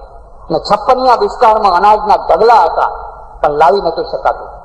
અને બંગાળની અંદર એટલો મોટો દુષ્કાળ પડ્યો અંગ્રેજોના સમયમાં, 35 લાખ માણસો મરી ગયા. બંગાળના 35 લાખ માણસો. આજે કોઈ માણસ મરે નહીં, કારણ કે રાષ્ટ્રની છત્રી, રાષ્ટ્રની જવાબદારી છે કે પાણી પૂરું પાડો, અનાજ પૂરું પાડો, માણસ મરવું નથી. પણ રાષ્ટ્રની છત્રી છે એ માત્ર અનાજ પૂરતી જ નથી હોતી, એના રક્ષણ પૂરતી પણ હોય છે. ઇઝરાયલનો માણસ છે એ કોઈ પણ જગ્યાએ હોય, જો એને કોઈ પકડે, એને કેદ કરે તો આખી ઇઝરાયલની સરકાર ખળભળી ઉઠે એને છોડાવવા માટે. અમારા દેશનો માણસ છે, અંગ્રેજ છે, અમેરિકન છે, જાપાનીઝ છે.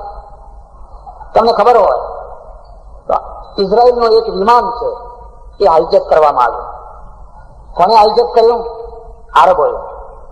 ક્યાં લઈ ગયા? યુગાન્ડા લઈ ગયા. ત્યારે ઈદી અમીન, દુનિયાનો મોટામાં મોટો રાક્ષસ ઈદી અમીન રાજ કરે. અને ત્યાં એન્ટેબીના હવાઈ મથક ઉપર એ વિમાન ઉતાર્યું. 150-200 માણસો. મેં એન્ટેબી હવાઈ મથક જોયેલું અને યુગાન્ડાએ ગયેલો 2 વાર. યુગાન્ડાએ જોયેલું. અને આ 200 માણસોને મારી નાખવાની તૈયારી ચાલે રોજ. પણ પેલું ખોબા જેવું ઇઝરાયલ, અને ઇઝરાયલનો માણસને ઊંઘ નથી. આપણા માણસો આપણું વિમાન હાઈજેક કરીને લઈ ગયા. આપણે શું કરીએ ખબર છે? એક હવન શરૂ કરી દો, સ્વાહા, વિમાન છોડાવો, સ્વાહા. તમારો એપ્રોચ છે ને એ બદલવાની જરૂર છે. જો એપ્રોચ નહીં બદલો, એમ સ્વાહા કરવાથી કઈ વરસાદ ના આવે, એમ સ્વાહા કરવાથી કઈ રોગ ના મટી જાય, એમ સ્વાહા કરવાથી કઈ રોગ ના ભાગી જાય. હમણાં એક યજ્ઞ શરૂ થયો છે વડોદરામાં, અને એનું નામ છે અશ્વમેધ યજ્ઞ. મારી પાસે આવ્યા પેલો કાગળ એનો છાપેલો ઘોડો લઈને. મેં કહ્યું તમને અશ્વમેધ યજ્ઞની ખબર છે? કે ના. આ તો બિચારા કાર્ય કરતા રોબોટ, એમના મગજ નથી એમની પાસે, રોબોટ છે. મેં કીધું તને સમજાવો. પહેલાના જમાનામાં રાજાઓ પોતાનો સીમાડો વધારવા માટે આ ઘોડો છૂટો મૂકતા. જે ઘોડો બાંધે એની સાથે લડાઈ કરતા, અને ના બાંધે એને ખંડીયો રાજા બનાવતા. પછી એમ કરતા કરતા ઘોડો બધે ફરે અને સીમાડો વધતો જાય, ચક્રવર્તી રાજા બને. તો તમે જો એવો ઘોડો છૂટો મૂકતા હો અને પાકિસ્તાનમાં એ ઘોડો જવાનો હોય, તમે બધા લડવાના હો, તો હું તમારી સાથે આવવા તૈયાર. અને તમારે ખાલી ઉઘરાણા કરવા માટે જ જો ઘોડો ફેરવવાનો હોય તો હું પહેલો તમારો વિરોધી છું. બસ કરો, બહુ ઉઘરાણા છે. આ કાગળના ઘોડાને આ બધા નકલી ઘોડા બનાવી અને પ્રજાને નીચોવાનું કામ ના કરો. આનાથી કોઈ પ્રશ્ન ઉકેલવાનો નથી. માત્ર લોકોની ધાર્મિકતાનું શોષણ કરી અને પૈસાના ઢગલા કરવા છે, એ સિવાય આમાં કશો જ એનો નિવેડો નથી. 8 દિવસ સુધી વાર્તાલાપ ચાલે. મેં એનું મૂવી જોયું. મને શોખ હતો. 8મા દિવસે ત્યાંથી ઇઝરાયલમાંથી 3 વિમાનો નીકળ્યા. એક C-130 માલવાહક જહાજ, એમાં તોપ, માણસો, સોલ્જરો, ફલાણું ફલાણું ફલાણું.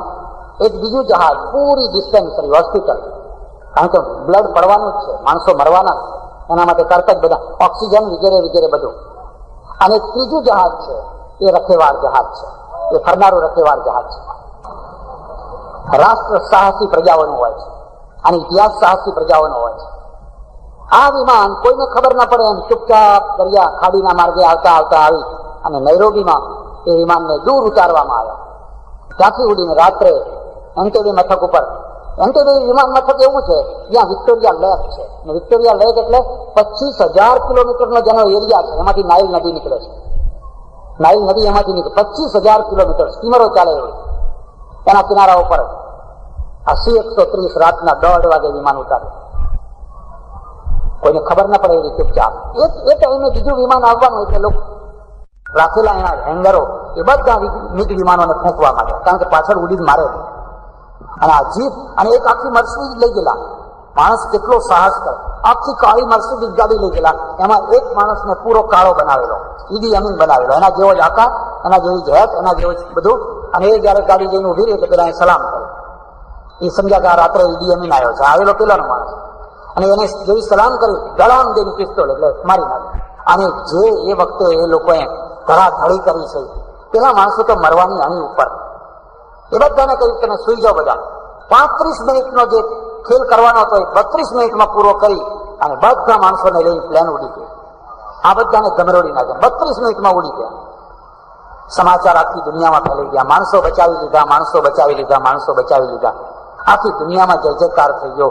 ક્યાં ઇઝરાયલ ને ક્યાં યુગાન્ડા, 3,500 કિલોમીટરની દૂરી ઉપરથી ગરુડે જઈને ભગવાન જેમ માણસને બચાવે એ રીતે માણસને બચાવે.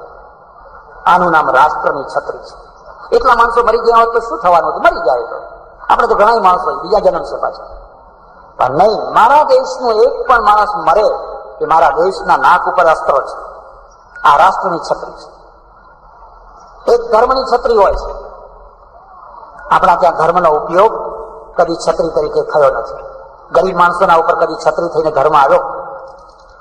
પાકિસ્તાનમાંથી નિરાશ્રિતો આવ્યા, કયા જગતગુરુએ કેમ્પો ખોલ્યા, સંસ્થાઓએ ખોલ્યા. પેલો આગા ખાન છે, એ આગા ખાને કેનેડા વાળાને કહ્યું કે મારા માણસો બધા સમાવી દે, અને બધી જવાબદારી મારી. એક ખોજાને માનપૂર્વક કેનેડામાં સ્થાન મળ્યું. અને આપણા માણસો બિચારા રખડતા ભટકતા, કારણ કે રાષ્ટ્રને કંઈ પડી નથી, કોઈ જવાબદારી લેવા માટે તૈયાર નથી. જે માણસો મુંબઈ ઉતર્યા, એમને ઘેર જવાનું ભાડું ના હોય તો પણ એમની બેગમાંથી જેટલું લૂંટાય એટલું લૂંટી. આપણી વૃત્તિઓ કેવી છે? રાષ્ટ્ર એક છત્રી બનતું હોય છે જયારે રાષ્ટ્રાભિમાન જાગે. મેં ઘણી વાર આ દાખલો આપેલો છે, આજે હું તમને ફરી આપું છું. જાપાનનો માણસ અને અમેરિકાની હોટલમાં ઉતર્યો ઘણા વર્ષો પહેલા. અમેરિકાની હોટલમાં ઉતર્યો, બહાર ગયો, બહાર ફરીને આવ્યો, તેની બેગ કાઉન્ટર આગળ પડી ગઈ. પેલા મેનેજરે કહ્યું સોરી, આ બધા ગોરા માણસો વિરોધ કરે છે, ત્યાં ગોરા સિવાય બીજા કોઈને આમાં ઉતારો ના અપાય, એટલે તમે બીજી હોટલમાં જતા રહો, મારી હોટલમાં તમને નહીં. કલર બાર, રંગ ભેદ, વર્ણ ભેદ. પેલો આટલો ચીંગણો જાપાનીઝ છે, એને કહ્યું કોઈ વાંધો નહીં, ભલે મારી બેગ અહીં પડી તો મને એક ફોન કરવા દો. એને ફોન કરો. એને એના રાજદૂતને ફોન કર્યો વોશિંગ્ટનમાં. કહ્યું મારી બેગ બહાર પડી છે ફૂટપાથ ઉપર અને મને હોટલમાંથી બહાર કાઢી મૂક્યો છે, બોલો મારે શું કરવું? ને પેલા રાજદૂતે કહ્યું તમારે કશું નહીં, હમણાં એમને ઉભા રહો, અને જ્યાં સુધી બીજો ફોન ના આવે ત્યાં સુધી એમને ઉભા રહો. અને રાજદૂતે સીધો ટોકિયામાં ફોન કર્યો, જાપાનમાં. એક જાપાનીઝને હોટલમાંથી બહાર કાઢી અને ફૂટપાથ ઉપર મૂકી દીધો છે. વિદેશ મંત્રાલય, બોલો અમારું શું કરવું? ને વિદેશ મંત્રાલયે કહ્યું ઉભા રહો, પ્રતીક્ષા કરો, હમણાં થોડી વારમાં જવાબ આવે છે. ને વિદેશ મંત્રાલયે આખા દેશના બ્રોડકાસ્ટિંગ ઉપર સંદેશો મોકલ્યો કે આખા જાપાનની અંદર જેટલી હોટલોમાં જેટલા અમેરિકનો હોય બધાને ફૂટપાથ ઉપર મૂકી દો. અમારો સંદેશો મળ્યાની સાથે બધાને ફૂટપાથ ઉપર મૂકી દો. આખા અમેરિકામાં હજારો અમેરિકનો ઉતરેલા, બધા ફૂટપાથ ઉપર. આ શું એમ કે? અને પેલા અમેરિકન રાજદૂતને એક સમાજ એને કહ્યું, આખો સમાચાર ફરતા ફરતા આવ્યો કે એક જ એનો ઉપાય છે કે મારો જાપાનીઝ જે ફૂટપાથ ઉપર છે એને સન્માનપૂર્વક તમારી હોટલમાં લો, પછી તમારા અમેરિકનો અમારી હોટલમાં લેવાશે, ત્યાં સુધી અમે લેવાના અને પ્રેસિડેન્ટે માફી માંગીને પેલા ખીણના જાપાનીને હોટલમાં લીધો. આનું નામ રાષ્ટ્રની છત્રી કહેવાય. આ એક માણસનું અપમાન નથી, આ પૂરા રાષ્ટ્રનું અપમાન છે. અને રાષ્ટ્રની છત્રી હોય એ માણસ આખી દુનિયામાં ખુમારી પૂર્વક ફરે. હું ગમે ત્યાં જાઉં, મારું રાષ્ટ્ર મારા ઉપર છે. એક ત્રીજી છત્રી છે, એની પરિવારની છત્રી છે, તમારા કુટુંબની છત્રી છે. તમે ભીડમાં આવ્યા, રામ ભીડમાં આવ્યા હતા. રામ છે ને રાજકારણના આટાપાટામાં એવા ફસાઈ ગયા કે ગાદીએ બેસવાની જગ્યાએ જંગલ જવું પડ્યું ને જવું. રાજકારણ કદી ખટપટ વિનાનું હોય જ.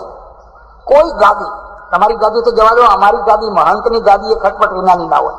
એમાં એટલા જ રાજકારણ હોય. એવી ખટપટ ચાલી કે રામને ગાદી છોડીને સવારે જંગલમાં ભાગવાનું થયું. પણ ત્યારે સીતાને છત્રી કાઢી, હું સાથે આવીશ. આ પત્નીની છત્રી. પત્ની તરત દાગીના કાઢી આપે. તમે ગભરાશો નહીં, ભલે અત્યારે તમે દુઃખમાં આવેલો, મારા દાગીના જાઓ, આબરૂ બચાવો. ફરી ભગવાન પૈસા આપશે તો તમને દાગીના કરી આપશે. પણ છત્રી વિનાની પત્ની હોય ને, સમજે કે અત્યારે દાગીના માંગશે માટે હંતાડવા દે, પિયર મોકલી દેવા દે. એ કઈ માગે એના પહેલા પિયર મોકલી દેવા દે. ત્યારે તમને એક નિશાસો નાખે કે અરે, જેને મેં ફૂલની માફક રાખી, મારા ઉપર જયારે પહાડ તૂટી પડે છે ત્યારે એ હવે એક તરફ ખસી જાય છે. તમારો ભાઈ, તમારા પિતા, તમારો પરિવાર જયારે તમે મુસીબતમાં હો ત્યારે સાથે આવીને ઉભા રહે. જેલમાં જવાનું હોય, કેસ ચાલ્યો હોય, મારામારી થઈ હોય, એ બધા સાથે આવીને ઉભા રહે. તમારી એક છત્રી છે કે નહીં છત્રી? તમને હિંમત આવે કે હું એકલો નથી, મારો મોટો પરિવાર છે. એવી જ એક છત્રીનું નામ સમાજની છત્રી છે. આ પ્રજાપતિ સમાજ અથવા બીજો કોઈ પણ સમાજ, એ સમાજ એક છત્રી તાણીને ઉભો. પહેલા સમાજ હતો, જ્ઞાતિ હતી, આગેવાનો હતા, પણ એ દંડ કરનારા હતા. ભલું કરનારા ને, ભેગા થાય, શીરો ખાય, હોકા પીવે, બધું કરે, અને પછી દંડ કરે. અને દંડ કોનો કરે? સિંહનો કોઈ દાડો દંડ ના હોય, વાઘનો ના હોય. એ તો પરાક્રમ કરે, એ કદી પાપ ના કરે. સિંહ કદી પાપ ના કરે. દંડ તો સસલાનો હોય, હરણાનો હોય. સમાજમાં, જ્ઞાતિમાં જે ગરીબ હોય, બિચારા સાવ કોઈ આધાર વિનાના હોય, એનો દંડ થાય. શીરો બીરો ખાઈને, હોકા બોકા પીને પછી છૂટા પડે બધા. છેલ્લા કેટલાય વર્ષથી આ સમાજનું રૂપ બદલાયું. શું રૂપ સમાજનું આવ્યું છે? હવે આ સમાજ પ્રજાપતિ ભુવન બનાવે છે, છાત્રાલય બનાવે છે, સ્કૂલો બનાવે છે, વિધવાઓ માટે, ત્યક્તાઓ માટે, વિદ્યાર્થીઓ માટે, વૃદ્ધો માટે. એ કઈ ને કઈ વ્યવસ્થા કરે છે. છોકરાઓને રોજી કેટલાક સમાજ તો મેં એવા જોયા છે કે એમની પોતાની બેંક છે. તમારે ધંધો કરવો છે, લો, લાખ રૂપિયા મળશે તમને. તમારે ભણવું છે, લો, 25,000 મળશે તમને. એ બેંક કરીને બેઠા છે. આ છત્રી છે. 5 ગોળ સમાજ, એમાંય પ્રજાપતિનો સમાજ. અને પ્રજાપતિના સમાજની અંદર હજુ આજે પણ એટલા બધા લક્ષાધિપતિ, કરોડાધિપતિ માણસો નથી. એની ટકાવારી બહુ ઓછી. હવે ધીરે ધીરે એ ટકાવારી વધવાની છે, પણ બહુ ઓછી છે. જે કરોડાધિપતિ પહેલા વાણિયામાં હતા, ને વાણિયા સિવાય બીજા કોઈની પાસે લક્ષાધિપતિ નહીં. બ્રાહ્મણોમાં નહીં, પટેલોમાં નહીં, ચૌધરીઓમાં નહીં, કોઈમાં નહીં. હવે આજે તમે પરિવર્તન જોઈ શકો છો કે કરોડાધિપતિઓ વાણિયાઓની સાથે સાથે પટેલોમાં થયા, બીજી ચૌધરીઓમાં પણ થયા. આ આખો વ્યાપ વધી રહ્યો છે. ત્યારે પ્રજાપતિ સમાજ શા માટે પાછો રહી જાય? પ્રજાપતિ સમાજ માત્ર રોટલા ખાનારો થઈને રહી જાય તો એ પ્રગતિ ના કહેવાય. પણ જો એને આ દિશામાં આગળ વધવું હોય તો એને 3 કામ કરવા જોઈએ.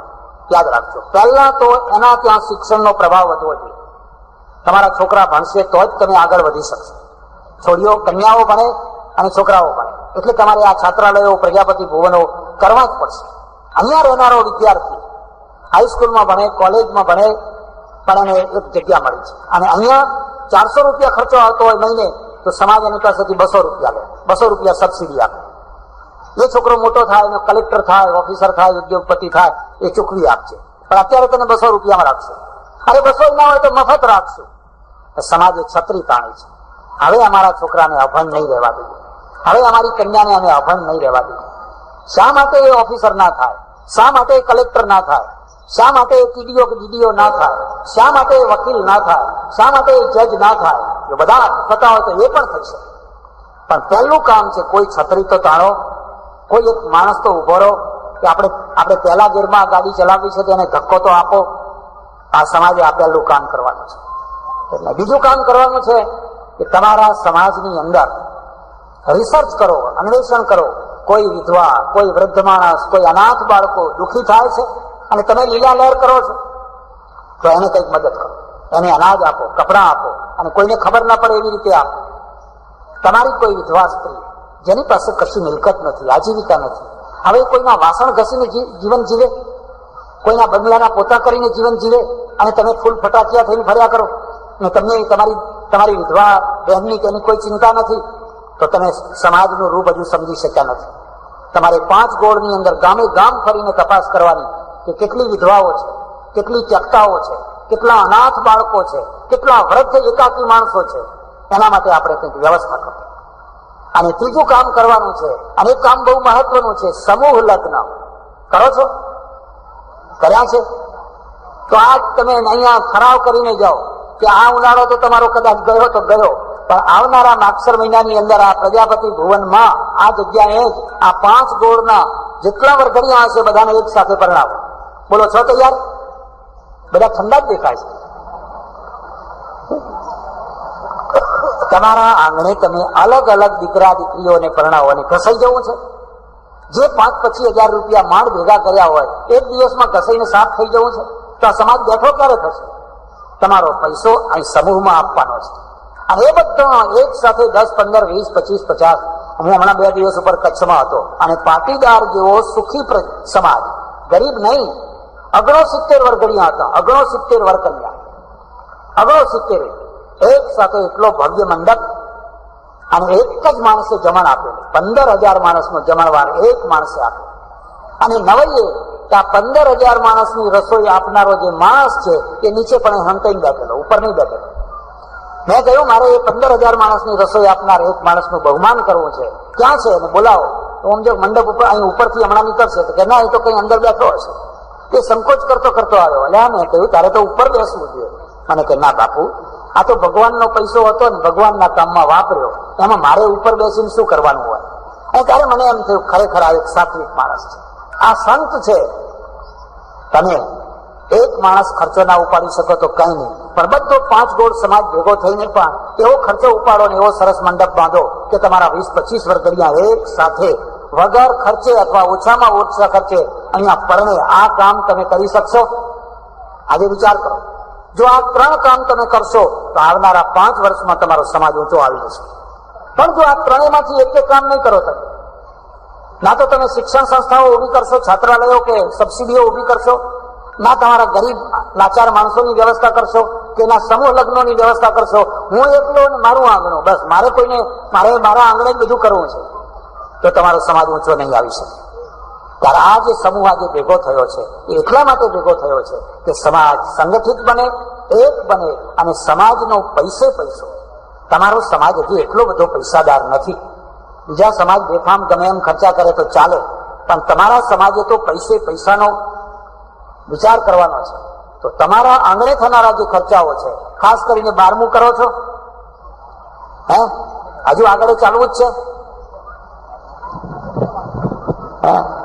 હજુ 12મું ચલાવવું જ છે, ક્યાં સુધી ચલાવવું છે? અરે બધા સમાજોએ બંધ કર્યું અને એમના ગરડાઓ બધા સ્વર્ગે ગયા. તમારા ગરડાઓ જો વગર 12મે ના જતા હોય તો એની જવાબદારી હું લેવા તૈયાર છું. એમના હાથ પકડીને બધાને મૂકી આવીશ. ચલો મૂકી આવ્યો તમને, પાવથી જોયે તો પાવથી લાવી આપીશ કે ભાઈ સ્વર્ગે પહોંચી ગયા છે. એનું 12મું કરવામાં તમારું 12મું થઈ જાય છે. એનો તો વિચાર કરો. તમારો એ પૈસો સમાજને જરૂર છે. અહીંયા એક રૂમ બાંધી આપો, એનું 12મું જ છે. આ બધી જે કુરૂઢીઓ છે એ કુરૂઢીઓમાંથી છૂટવાનું છે. અને તો સમાજ જો આજે ભેગો થયેલો સમાજ વિચાર નહીં કરે તો કોણ આ વિચાર કરશે? એટલે સજ્જનો, આજનો દિવસ તમારા માટે મહત્વનો છે. જો તમે આગળ ડગલું ભરી શકો તો, અને જો ડગલું ન ભરી શકો અને ખાઈ પીને બધા ઘર થઈ જાઓ તો વળી પાછા એના એ હતા ત્યાં ને ત્યાં. તમારી કુરૂઢીઓ બંધ કરવાની છે, તમારા ગોળોને નજીક લાવવાના છે. જો 5 ગોળો તો ભેગા થયા, હવે બીજા 5 ગોળોને ભેગા કરો એટલે 5 ના 10 ગોળ થાય. પ્રજાપતિનો એક જ ગોળ, પ્રજાપતિ માત્રનો એક ગોળ. બોલો, કરવા તૈયાર છો? ગમે ત્યાં પ્રજાપતિને દીકરી આપો ને ગમે તે પ્રજાપતિની દીકરી લાવો, એક વિશાળ મોટો ગોળ. કારણ કે તમારે મોટું કુંડાળું કરવું છે. નાના ખાબોચિયા થઈને રહેશો તો સુકાઈ જશો, ગંધાઈ જશો. જો વિશાળ થશો તો જ તમારું અસ્તિત્વ ટકશે. જો તમે નાના ખાબોચિયા રહીને રહેવા માંગતા હો તો આ દર્શકભાઈને અહીં આવવાની શી જરૂર છે? એ તો વડોદરાના છો, તમે અહીંયા છો, પણ મોટો ગોળ કરવો છે એટલે અહીં આવ્યા છે. આ બધા એટલા માટે અહીં આવ્યા છે. એટલે સજ્જનો, આ 3 વાતોને યાદ રાખજો. શિક્ષણ સંસ્થાઓ ઊભી કરો, એમાં તમારો પૈસો આપો. આ ધર્માદો સાચો ધર્માદો છે. તમારા લાચાર ને અનાથ માણસો હોય એને મદદ કરો. અહેસાન ચડાયા વિના એને મદદ કરો. અને સમૂહ લગ્નની પ્રતિજ્ઞા કરો કે આવતા વર્ષે તો આપણે સમૂહ લગ્ન કરવા જ છે. જ્યારે અહીંયા પ્રજાપતિ ભવનનું નિર્માણ થઈ રહ્યું છે અને મેં જે થોડો ઘણો ફાળો સાંભળ્યો અને બીજો ફાળો હજુ વાંચવાનો છે, કારણ કે બધા ઘણા નામ છે ને બોલવામાં ઘણો ટાઈમ લાગે. લોકોની તો ઈચ્છા હોય કે પેલાનું નામ આવ્યું, મારું નામ કેમ ના આવ્યું? એટલે લોકોમાં એક અસંતોષ રહેતો જ હોય છે સ્વાભાવિક રીતે. કાર્યકર્તાઓને થોડી વ્યવહાર કુશળતા પણ દાખવવી પડતી હોય છે.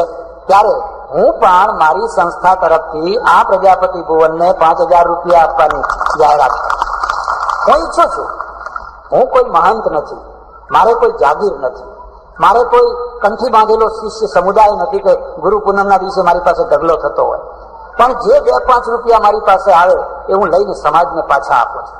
મને એક જ રસ છે કે મારા દેશના બધા સમાજો ઊંચા આવે, ખાસ કરીને જે દબાયેલા, કચડાયેલા, કાળી મજૂરી કરનારા જે સમાજના માણસો છે એ હવે ઊંચા આવે.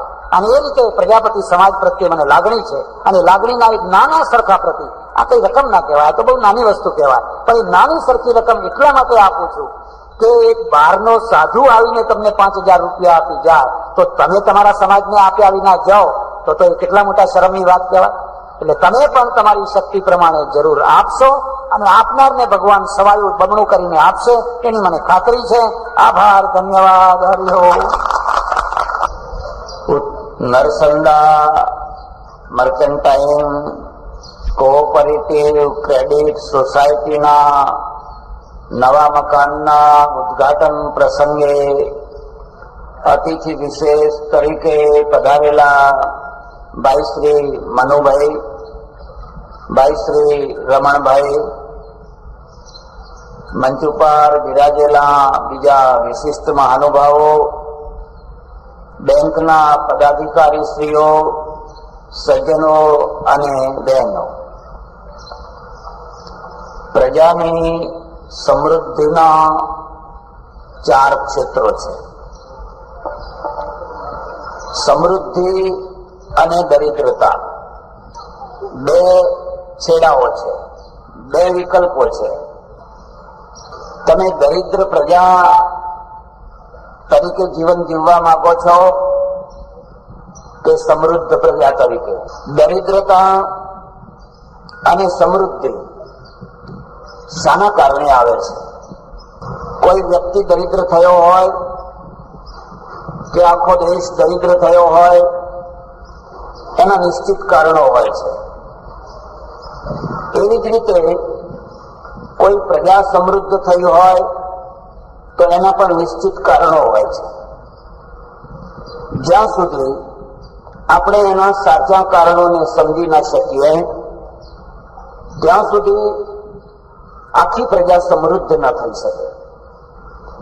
અને આખી પ્રજા સમૃદ્ધ ન થઈ શકે ત્યાં સુધી દેશ છે એક સ્વમાનપૂર્વક જીવનારો દુનિયાનો 1લા નંબરનો દેશ કદી બની ન શકે. પણ એ ચર્ચા પછી કરો. પહેલા જે 4 સમૃદ્ધિઓ છે એને તમે યાદ રાખજો. પહેલી જે સમૃદ્ધિ છે એ સંસ્કાર સમૃદ્ધિ છે. તમારી પ્રજા, તમારો દેશ, તમારા બાળકો, તમારા યુવાનો, તમારા વૃદ્ધો સંસ્કારથી સમૃદ્ધ છે. જો સંસ્કારથી સમૃદ્ધ ન હોય અને ધનથી સમૃદ્ધ હોય તો યાદવા સ્થળી થશે. મહાભારતમાંથી એક સમજવા જેવી વાત છે કે જે કૃષ્ણે પાંડવોનો ઉદ્ધાર કર્યો એ કૃષ્ણ યાદવોનો ઉદ્ધાર ન કરી શક્યા. જે ગાંધીજીએ આખા દેશનો ઉદ્ધાર કર્યો એ ગાંધીજી પોરબંદરનો ઉદ્ધાર ન કરી શક્યા. પાંડવો ગરીબ હતા, વનના માર્યા ફરતા હતા, પાસે પૈસો નતો. વિપત્તિઓનો પાર નતો. કૃષ્ણે એમનો ઉદ્ધાર કર્યો. યાદવો સોનાની દ્વારકામાં રહેતા હતા, સુવર્ણની છલમ છલા ચાલતી હતી, પણ યાદવોનો ઉદ્ધાર કૃષ્ણ ન કરી શક્યા.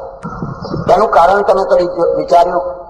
યાદવો પાસે શું ખૂટતું હતું અને પાંડવો પાસે શું વધારાનું હતું? પાંડવો પાસે સંસ્કાર હતા, યાદવો પાસે સંસ્કાર નતા. સંસ્કાર નતા એટલે એકબીજાની મશ્કરી કરતા હતા. આ વાતને યાદ રાખજો. જયારે આર્થિક સમૃદ્ધિ આવે તેની સાથે કેટલાક અનિવાર્ય દૂષણો આવતા હોય છે. અનિવાર્ય દૂષણો આવતા હોવા છતાં પણ આર્થિક સમૃદ્ધિને આપણે વિરોધી ના થઈ શકીએ, કારણ કે ગરીબાઈ જેવું કોઈ દુઃખ નથી. દારૂણ દુઃખ દરિદ્રતા.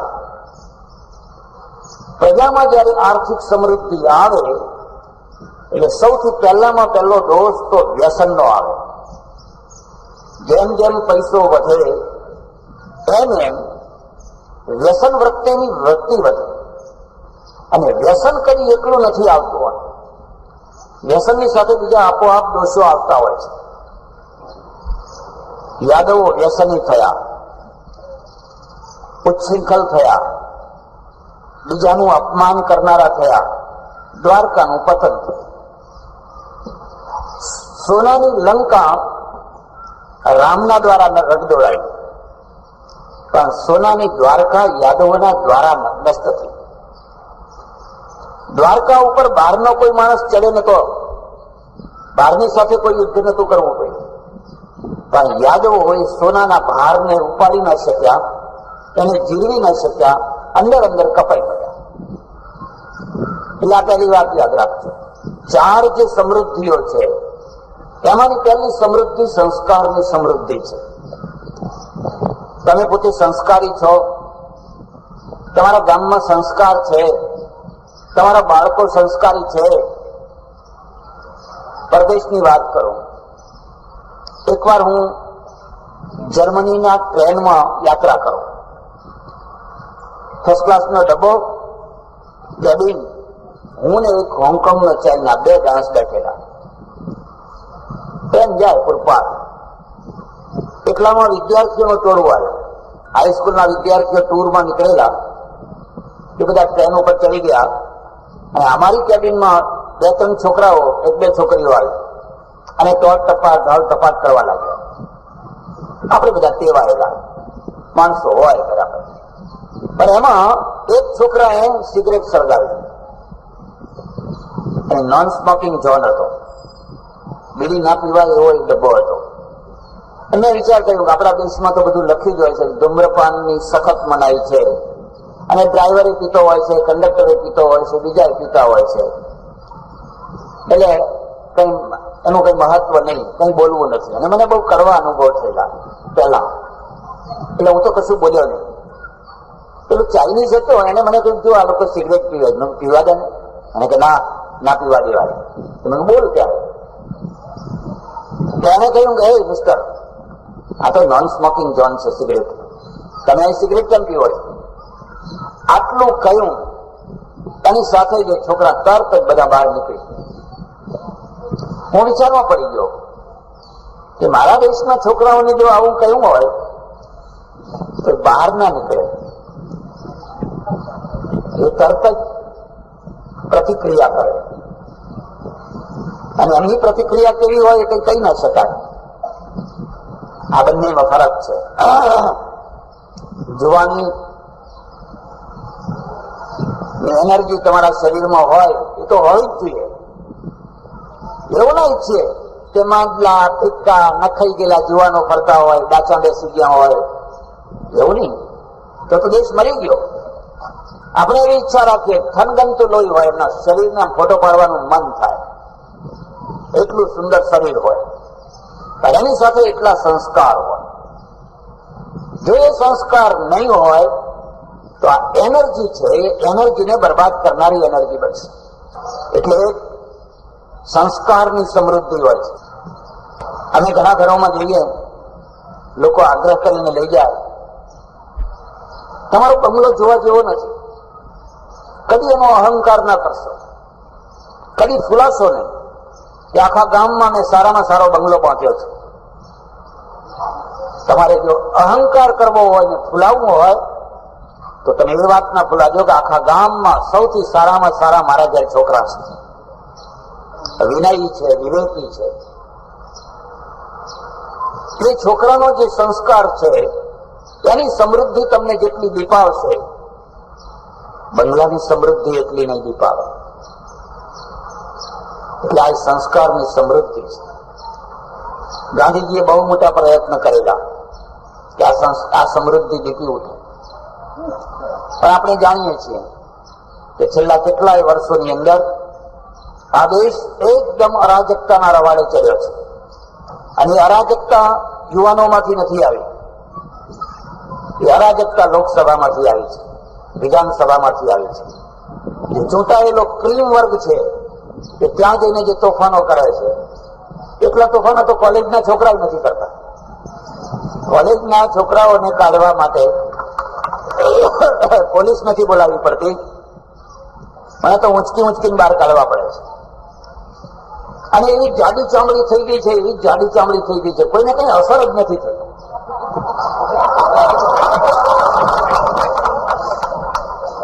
તમે કઈ જગ્યાએ છો, તમારું મહત્વ સમજો, તમારું ગૌરવ સમજો. વિઠ્ઠલભાઈ પટેલ જયારે પાર્લામેન્ટના અધ્યક્ષ બન્યા હતા, અંગ્રેજોનો સમય હતો અને અંગ્રેજોએ વિઠ્ઠલભાઈને અધ્યક્ષ બનાવ્યા, સ્પીકર બનાવ્યા. એ માણસે જે ડિસિપ્લિન રાખી અને એ વખતે જે ડિસિપ્લિન રહી, જે વ્યવસ્થા રહી, આજે ત્યાં અધ્યક્ષનું કોઈ માન નહીં, કોઈનું કશું માન નહીં. કઈ ચર્ચા નથી કરી. એક પહેલી વાત, સંસ્કારની સમૃદ્ધિ એ પાયાની સમૃદ્ધિ છે. તેના ઉપર બીજી સમૃદ્ધિઓ ટકતી હોય છે. પછી બીજી સમૃદ્ધિ છે એ જ્ઞાન સમૃદ્ધિ છે. તમારા દેશમાં જ્ઞાનથી જેમ આંબો લચી પડ્યો હોય તેમ વિદ્વાનોથી દેશ લચી પડ્યો છે. તમારો દેશ વિદ્વાનોનો દેશ છે, વિદ્વાનોની કદર કરે છે, વિદ્વાનોનું માન સાચવે છે. દર વર્ષે તમારા દેશમાંથી કેટલા લોકો નોબેલ પ્રાઇઝ લે છે, કેટલા બીજા ઇનામો લે છે. આ તમારી સમૃદ્ધિ છે. તમે વિજ્ઞાનમાં કેટલા પ્રકરણ ઉમેરો છો, જ્ઞાનમાં કેટલા પ્રકરણ ઉમેરો છો. તમારી પાસે કેટલી યુનિવર્સિટીઓ છે, કેટલી કોલેજો છે, એનું કોઈ મહત્વ નથી. ક્વોન્ટિટી છે, ક્વોલિટી કેટલી છે, એમાંથી કેટલું નીકળે છે. સૌરાષ્ટ્રમાં હમણાં જવાનું થયું, એક પ્રિન્સિપાલ મળ્યા એક કોલેજના, મને કે હું હમણાં ઇંગ્લેન્ડની ટૂર કરીને આવ્યો અને એક કોલેજની વિઝિટમાં ગયેલો ને વાતમાં ત્યાંના પ્રિન્સિપલને પૂછ્યું કે તમારે ત્યાં આ વિદ્યાર્થીઓ પરીક્ષા આપતી વખતે ચોરીઓ કરે છે? અને લાલ ગુમ થઈ ગયો. પહેલેથી તો લાલ હતો જ અને પછી લાલ ગુમ થઈ ગયો અને મને કહે તમે મારા દેશનું અપમાન કરો છો. આ ઇન્ડિયા નથી, અમારે ત્યાં ચોરી જેવી વાત ના હોય. મેં કહ્યું તમે શું કહ્યું? કે હું તો ડઘાઈ જ ગયો, મનમાં બોલ્યો કે અમારે ત્યાં ચોરી વિનાની પરીક્ષા હોય જ નહીં. ચોરીઓ ના થતી હોય એવી પરીક્ષા ભાગ્યે જ હોય જ. જો ચોરી કરીને જ પરીક્ષા કરવી હોય તો તમે નોબેલ પ્રાઇઝ લેનારા પેદા નહીં કરી શકો. તો તમારો દેશ જ્ઞાનથી સમૃદ્ધ નહીં થઈ શકે. તમારે કણાદ, કપિલ, વ્યાસ, વશિષ્ઠ, ગૌતમ પેદા કરવા હોય તો કોઈ એક જગ્યાએ તો એક વ્યવસ્થા ઉભી કરવી પડશે. હમણાં થોડા સમય પહેલા એક 12મું ધોરણ ભણનારા છોકરાને લઈને એક બેન મારે ત્યાં આવ્યા ઓળખીતા. મને કે આ છોકરાને મદદ કરવા જેવી છે, એની સ્થિતિ સારી નથી.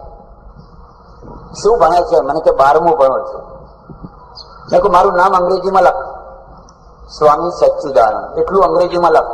મને કે મેં અંગ્રેજી લીધું જ નથી. હવે જો તમે અંગ્રેજી ના લો, ગણિત ના લો, સાયન્સ ના લો, તો પછી ભણવાનું રહ્યું શું? અંગ્રેજી ન લેવાના કારણે ગુજરાતની 2 પેઢીઓને મારી નાખવામાં આવી. જેટલા આઈએએસ ઓફિસરો હોય જરા એમના નામ જોજો. કેમ ગુજરાતી કોઈ આઈએએસ ઓફિસર કેમ નથી થતો? એનું કારણ શું છે? કારણ કે પેલો છોકરો પહેલી, બીજી, ત્રીજીમાંથી ABCD ભણતો હોય અને આપણો છોકરો 8મામાંથી ભણતો હોય. 8મો આવે ત્યારે ABCD શીખવા લાગે. ઘરમાં ગુજરાતીમાં બોલવાનું, બહાર ગુજરાતીમાં બોલવાનું, અંગ્રેજીનો અભ્યાસ નથી. આ છોકરો આ પરીક્ષાઓમાં કદી ટકી શકે નહીં. એક બીજી વાત યાદ રાખજો, તમારે દેશની ચોટી હાથમાં રાખવી હોય તો એડમિનિસ્ટ્રેશનના જે કી પોઈન્ટ છે ત્યાં ગોઠવાઈ જાઓ. જે એડમિનિસ્ટ્રેશનની જે કી જગ્યાઓ છે એમાંથી એક પણ જગ્યાએ તમે નહીં ગોઠવાયા હોવ તો તમારું શોષણ થવાનું. તમે વેપારી હશો તો શોષણ થશે, તમે ખેડૂત હશો તો શોષણ થશે, તમે જે કંઈ હશો તમારું શોષણ થશે. એડમિનિસ્ટ્રેશન છે એની એના જે કી પોઈન્ટ છે ત્યાં જે માણસ હશે એ આખા દેશનું હેન્ડલિંગ કરશે. તમે ત્યાં માણસ મોકલી નથી શકતા. મને કે મેં અંગ્રેજી લીધું નથી. મેં કહ્યું સારું ચાલો, મારું નામ ગુજરાતીમાં લખ. ગુજરાતી તો લીધું છે? મને કે હા ગુજરાતી લીધું છે. મારું નામ ગુજરાતીમાં લખ. તમને નવી લખશે. 12મું ધોરણ ભણનારો વિદ્યાર્થી 3-4 મિનિટે ફાંફા મારીને મારું નામ લખે છે. એમાં સ્વામીએ ખોટું ને સચ્ચિદાનંદે ખોટું. મેં પેલી બેનને કહ્યું, મેં બેન આ ડબ્બાને હીરા ઘસવા મોકલી દે. નકામા કોલેજમાં આંદોલન કરવા, તોફાન કરવા માટે આવા છોકરાઓ ભેગા કરવાની જરૂર નથી. આ દેશમાં આવનારા વર્ષોની અંદર સૌથી મોટો પ્રશ્ન કયો ઉભો થવાનો છે? જે સર્ટિફિકેટ ધારીઓ છે, ભણેલા નથી કહેતો, વિદ્વાનો નથી કહેતો, પણ જેમને સર્ટિફિકેટ મળેલા છે એવા માણસોને તમે નોકરી આપી શકવાના નથી. અને એમાંથી મોટો પ્રશ્ન ઉભો થવાનો છે. એને 10મામાંથી વાળી નાખો. એ 10મા ધોરણમાંથી જ એમને ઉદ્યોગ ધંધા તરફ વાળી નાખો, ટેકનિશિયન બનાવો, ફલાણું કરો, ફલાણું કરો. કોલેજ અને યુનિવર્સિટીની અંદર તો માત્ર પ્રતિભાશાળી વિદ્યાર્થીઓ જ જવા જોઈએ.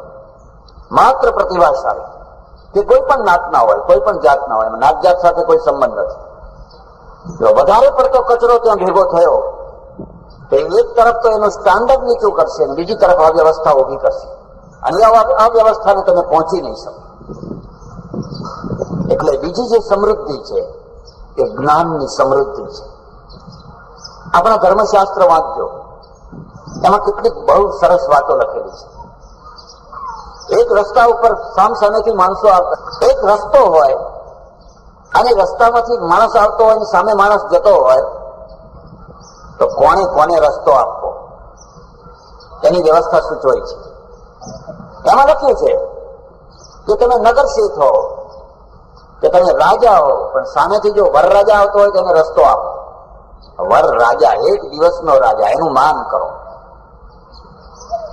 કોઈ દિવસ ઘોડે ચડેલા માણસનું અપમાન ના કરશે. હવે 1 દિવસનો રાજા છે, પછી કાલથી તો જે થવાનું એ થવાનું, પછી દાંતિયા કરવાના જ છે. પણ 1 દિવસ એનું સન્માન સાચવી લો, એને રસ્તો આપો. બીજું લખ્યું, સામેથી રાજા આવતો હોય તો એને રસ્તો આપો. ત્રીજું લખ્યું, ભાર ઉપાડેલો મજૂર આવતો હોય તો ખસી જાવ, એને રસ્તો આપો. ભલે મજૂર રહ્યો, ભલે ગરીબ રહ્યો, પણ એના માથા ઉપર ભાર છે, એને વજન ઉચક્યું છે, તમે એક તરફ ખસી જાઓ. સામેથી મરદું આવતું હોય તો એક તરફ ઉભા થઈ જાઓ, એને સલામ કરો, એને પ્રણામ કરો. કોઈ જાણતા અજાણતા ગમે તેનું મરદું હોય, 1 દિવસ મારે આવી રીતે જવું પડશે. કોઈ ઢોલ વગાડીને જશે, કોઈ કેવી રીતે જશે કંઈ કહી ના શકાય, પણ આ સ્થિતિ સૌની છે. એનું સન્માન કરો, એક તરફ ઉભા થઈ જાઓ. મુસ્લિમો પાસેથી આ વાત શીખવા જેવી છે. અજાણ્યું મળતું જતું હોય તો જઈને ખભો આપી આવશે. આપણે ખભો તો ના આપી શકીએ, કારણ કે આપણા સાથે એક એટલી બધી આભડછેટ વળગાડી દીધી છે, અભળી ગયા. બસ વાત વાતમાં અભળી ગયા. તમારો એક ઓળખીતો માણસ મદ્રાસમાં રહેતો હોય અને એના ત્યાં બાળક જન્મ્યું હોય, અહીં આભડછેટ આવી જાય, અહીં સૂતક આવી જાય. બેનો ઘણી ઠાકોરજીને નવરાવાય કે ના, ઠાકોરજીની પૂજા થાય કે ના થાય, એ ઠાકોરજીને સૂતક ના લાગે. ભલા થાઓ, આ બધા રોગોથી છૂટો, આ બધી બીમારીઓથી છૂટો.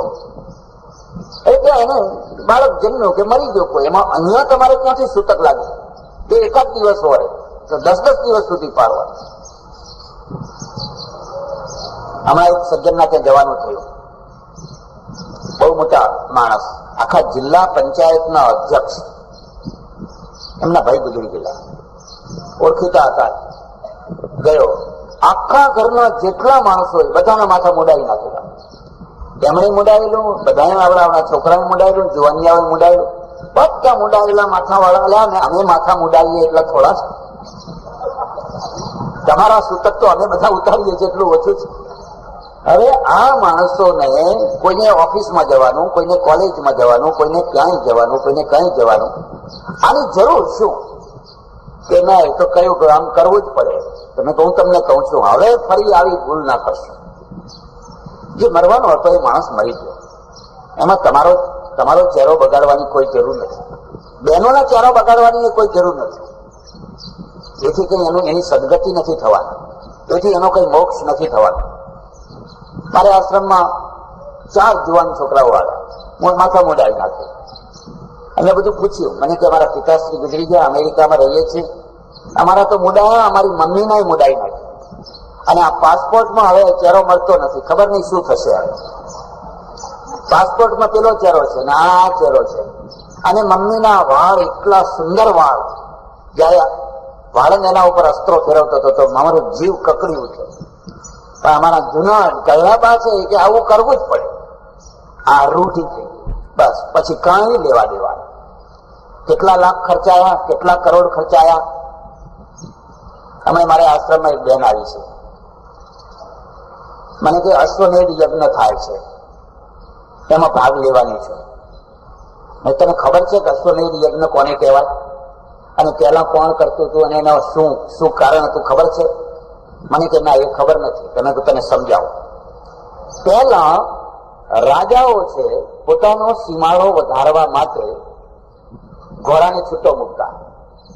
એ ઘોડો ફરતો ફરતો જે રાજ્યમાં જાય એ રાજા કાં તો એનું શરણાગત સ્વીકારે, કાં તો ઘોડાને બાંધે. ઘોડાને બાંધે તો યુદ્ધ કરે, અને યુદ્ધમાં પેલો જીતે એટલે ઘોડો આગળ જાય. પછી બધે ફરીને વિજય મેળવીને દિગ્વિજય કરીને એ ઘોડો પાછો આવે. પછી એને કાપીને એનો હવન થાય. એ વિધિ છે. એવું કરવાના છો? મને કે ના, એવું તો નથી કરવાના. ત્યારે કીધું અશ્વમેધ શું અર્થ છે? પાકિસ્તાનમાં ઘોડો મોકલવાના છો? તિબેટમાં ઘોડો મોકલવાના છો? એટલે હું એ ભેગો આવું, ચાલો ને. તમે સમજો, ધર્મના નામે લોકોને ઊંધા રવાડે ચડાવવા, એને દોવામાં આવે છે. દુકાનો ઉભી કરી છે, દો બીજી વાત. કઈક નવું ગતકડું ઉભું કરો, કઈક હમણાં તમને ખબર હોય તો ગયા વર્ષે કેરાલામાં એક પુત્રેષ્ટિ યજ્ઞ શરૂ કર્યો.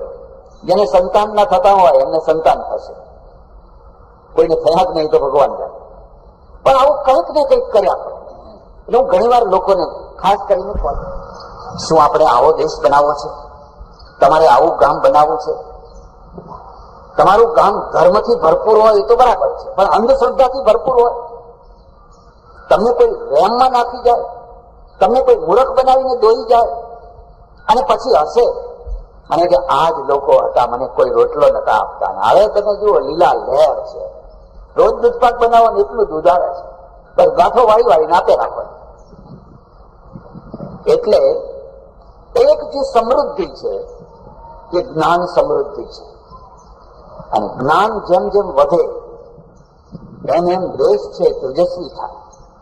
જાપાન કેવો છે, ઇઝરાયલ કેવો છે, તમે જઈને જુઓ. મેં તો જોયું, અને કોઈ જગ્યાએ ધૂણતો ભૂવો ના જોયો. મેં જાપાનમાં જોયું, કેટલા ભવ્ય મંદિરો છે, પહેલાના ભવ્ય મંદિરો છે. પણ ટુરિસ્ટો જાય છે, સ્થાયી પ્રજા નથી જતી. સ્થાનિક પ્રજાને બહુ રસ નથી. એને ફેક્ટરીમાં રસ છે, એને પ્રયોગશાળામાં રસ છે, એને યુનિવર્સિટીમાં રસ છે. કોરિયાની રાજધાની છે સિયોલ. એકલા સિયોલમાં 32 યુનિવર્સિટીઓ છે. એકલા સિયોલમાં, એક જ નગરમાં 32 યુનિવર્સિટી. અને હું વિચાર કરું કે આપણાથી પાછળ આ લોકો હતા, કેટલી ઝડપથી આગળ નીકળી ગયા. કોઈ ભિખારી જોવા ના મળે, લાંબો હાથ કરીને આપો મા બાપ, આપો મા બાપ. કોઈના ઉતરેલા ચહેરા નહીં, કોઈના નિસ્તેજ આંખો નહીં, બધા તેજસ્વી ફરતા હોય. આપણે આવો દેશ નથી બનાવવો. અને આવો દેશ બનાવવો હોય તો એના કારણો તો તપાસ કરવા પડશે. આપણે કેમ આવા નથી થઈ શકતા? આપણી શક્તિ ક્યાં વેડફાઈ જાય છે? આપણે ક્યાં વળી જઈએ છીએ? અને શા કારણે આપણે ગરીબ રહીએ છીએ? એટલે મારા દેશને સાચા જ્ઞાનની જરૂર છે. એવું જ્ઞાન જે ધર્મનું જ્ઞાન આપે, વિજ્ઞાન આપે અને તમારી નોંધ લેવાય એવું જ્ઞાન. એ જ્ઞાન સમૃદ્ધિ છે. બહુ પ્રાચીન કાળમાં તમારો દેશ જ્ઞાનમાં સમૃદ્ધ હતો. તમારો દેશ સંસ્કારમાં સમૃદ્ધ હતો. તમને સ્વાગત કરતા આવડતું હતું, તમને બેસતા આવડતું હતું, તમને બેસાડતા આવડતું હતું, તમને જમતા આવડતું હતું, તમને જમાડતા આવડતું. મને કહેતા શરમ આવે છે, પણ આજે આપણને થૂંકતા નથી આવડતું. આપણને આજે થૂંકતા, ક્યાં થૂંકવું ને ક્યાં ના થૂંકવું એની પણ આપણને ખબર નથી. અને આટલી બધી સપ્તાહો કરનારા હોય અને પરમાત્માની વાત તો કરે છે, પણ કાગળનો ટુકડો ક્યાં નાખવો, કચરો ક્યાં નાખવો, ક્યારે ઘોંઘાટ ના કરાય, ક્યારે બોલાય નહીં, એમાંની કશી વાત. એ પોતે જ ઘોંઘાટ કરતા હોય. અમારા શિબિરોના પોસ્ટરો તમે જોશો તો જે જગ્યાએ ના લગાડવા જોઈએ એ જગ્યાએ પોસ્ટરો લાગેલા હોય છે. એક બોર્ડ ઉપર લખ્યું હોય ઉત્તર સંધા 5 કિલોમીટર, એના ઉપર પોસ્ટર લગાવી દઈએ શિબિર ભરો. પણ આ ઉત્તર સંધાને શું કામ ઢાંકો? આ નરસંધાને શું કામ ઢાંકો? જે બોર્ડ જોવાના છે એ બોર્ડ ઉપર તો પોસ્ટરો ના લગાવાય, એટલું તો સમજો. નથી, આ વાત આ ખોટી વાત છે. ઉધાર હવાડે દેશને ચડાવવામાં આવી રહ્યો છે. એક જ્ઞાનથી સમૃદ્ધ દેશ હોય, સંસ્કારથી સમૃદ્ધ દેશ હોય. ત્રીજી જે સમૃદ્ધિ છે એ નીતિની સમૃદ્ધિ છે. આ શબ્દને યાદ રાખજો, પ્રામાણિકતાની સમૃદ્ધિ. અમે નેપાળ ગયા ઘણા વર્ષો પહેલા, આખી બસ લઈને, અને જંગલમાં બસ બગડી, સાંજ પડી ગઈ. વ્હીલગન સ્પેર પાર્ટ લેવા માટે ગયા, રાત રોકાવાનું છે. 25-30 સ્ત્રીઓ, 25-30 પુરુષો આ જંગલમાં કોઈ લૂંટી લે, કોઈ મારી નાખે તો ખબર ના પડે. શું કરવું? 4-5 ઝોપડા. મેં એમને વાત કરી, ભાઈ અમારે અહીં રાત રોકાવું પડશે. મને કે આ ખેતર તો વીંછીઓનું ખેતર છે, વીંછીનું ખેતર છે. એમાં એટલા બધા વીંછી છે કે એમાં રહેશો તો રાત્રે તમને કરડશે, 5-10 માણસોને ચટકા પડશે. અમે નથી ઉતરતા રાત્રે. અને અમારા ઘર એટલા નાના ને બાકીનું પ્રવચન આગળની કેસેટમાં છે, નંબર જોઈ લેવો. બેસીને રખાવ્યું, વિશ્વાસ મૂક્યા વિના છૂટકો નતો. અને મેં બધાને ખેતરમાં સુવાય, વચ્ચે સ્ત્રીઓ ને ચારે તરફ પુરુષો. અને ઇઝરાયલ હિંસાવાદી નથી, એમ ઇઝરાયલ અહિંસાવાદી પણ નથી. તમે શાંતિથી રહો તો અમારે કશું કરવું નથી, પણ તમે જો અમારી શાંતિને જોખમમાં નાખશો તો અમે નમાલા થઈને બેસી નથી રહેવાના. અમારું ગણિત 1 ને 3 નું છે. તમે 1 ને ફટકો મારો, અમે 3 ને ફટકો મારશું. તમે કશું નહીં કરો તો અમે કશું નહીં કરીએ. ભગવદ્ ગીતા આ માર્ગ ઉપર ચાલનારી છે. આપણા ત્યાં અહિંસાની પરાકાષ્ઠા આવી ગઈ. આ અર્જુનના વિચારો છે, પરાકાષ્ઠા આવી ગઈ. હું તમને એક જ દાખલો આપું. ગાંધીજી દક્ષિણ આફ્રિકામાં રહે અને એમને ઘણા પ્રશ્નો ઉભા થાય. ચિંતક હતા, વિચારક હતા. શ્રીમદ રાજચંદ્રને એમણે 27 પ્રશ્નો પૂછ્યા. આજે પણ એ ચોપડી છે, 27 પ્રશ્નો, એ નાની ઉંમર, યુવાન ઉંમરમાં. અને એમાંનો એક પ્રશ્ન એમણે એવો પૂછ્યો કે હું જતો હોઉં એક સાંકડી ગલીમાં અને સામેથી એક ઝેરી સાપ ફૂંફાડા મારતો આવતો હોય અને મને ખાતરી હોય કે આ સાપ મને કરડવાનો છે અને મને મારી નાખશે, તો તો હવે મારે એ સાપને મારી નાખવો કે સર્પને કરડવા દેવો? ભાગી છૂટવાનો કોઈ રસ્તો નથી. બે જ વિકલ્પો છે. યા તો એ સાપને મારી નાખો, યા તો પછી એ સાપને કરડવા દો. મારે શું કરવું? આવો પ્રશ્ન 27 પ્રશ્નોમાંનો એક પ્રશ્ન છે. અને રાજચંદ્ર જવાબ આપ્યો છે કે તમારે સર્પનો ડંખ ખાઈને મરી જવું, પણ સર્પને મારી નાખવો. હવે સમજ્યા તમે કેમ સાપોલિયા ભારતમાં વધ્યા છે? સાપોલિયા કેમ વધ્યા છે? ગીતા હોત ને તો ચોખ્ખો જવાબ આપોત કે સાફ કરો. કારણ કે સાપોલિયા છે ને એ તમને નહીં કરડે તો તમારી પેઢીને કરડશે. એટલે ઉર્દુમાં એક કહેવત છે, આસ્તીન કા સાપ, એટલે તમારા કપડાની અંદર છુપાયેલો સાપ. હવે એના ઉપર અહિંસા ના હોય. વગર જોતા સાપ મારો એવું હું નથી કહેતો કોઈને. આ તો ઉદાહરણ છે, આ તો એક દાખલો છે, એક ઉદાહરણ છે.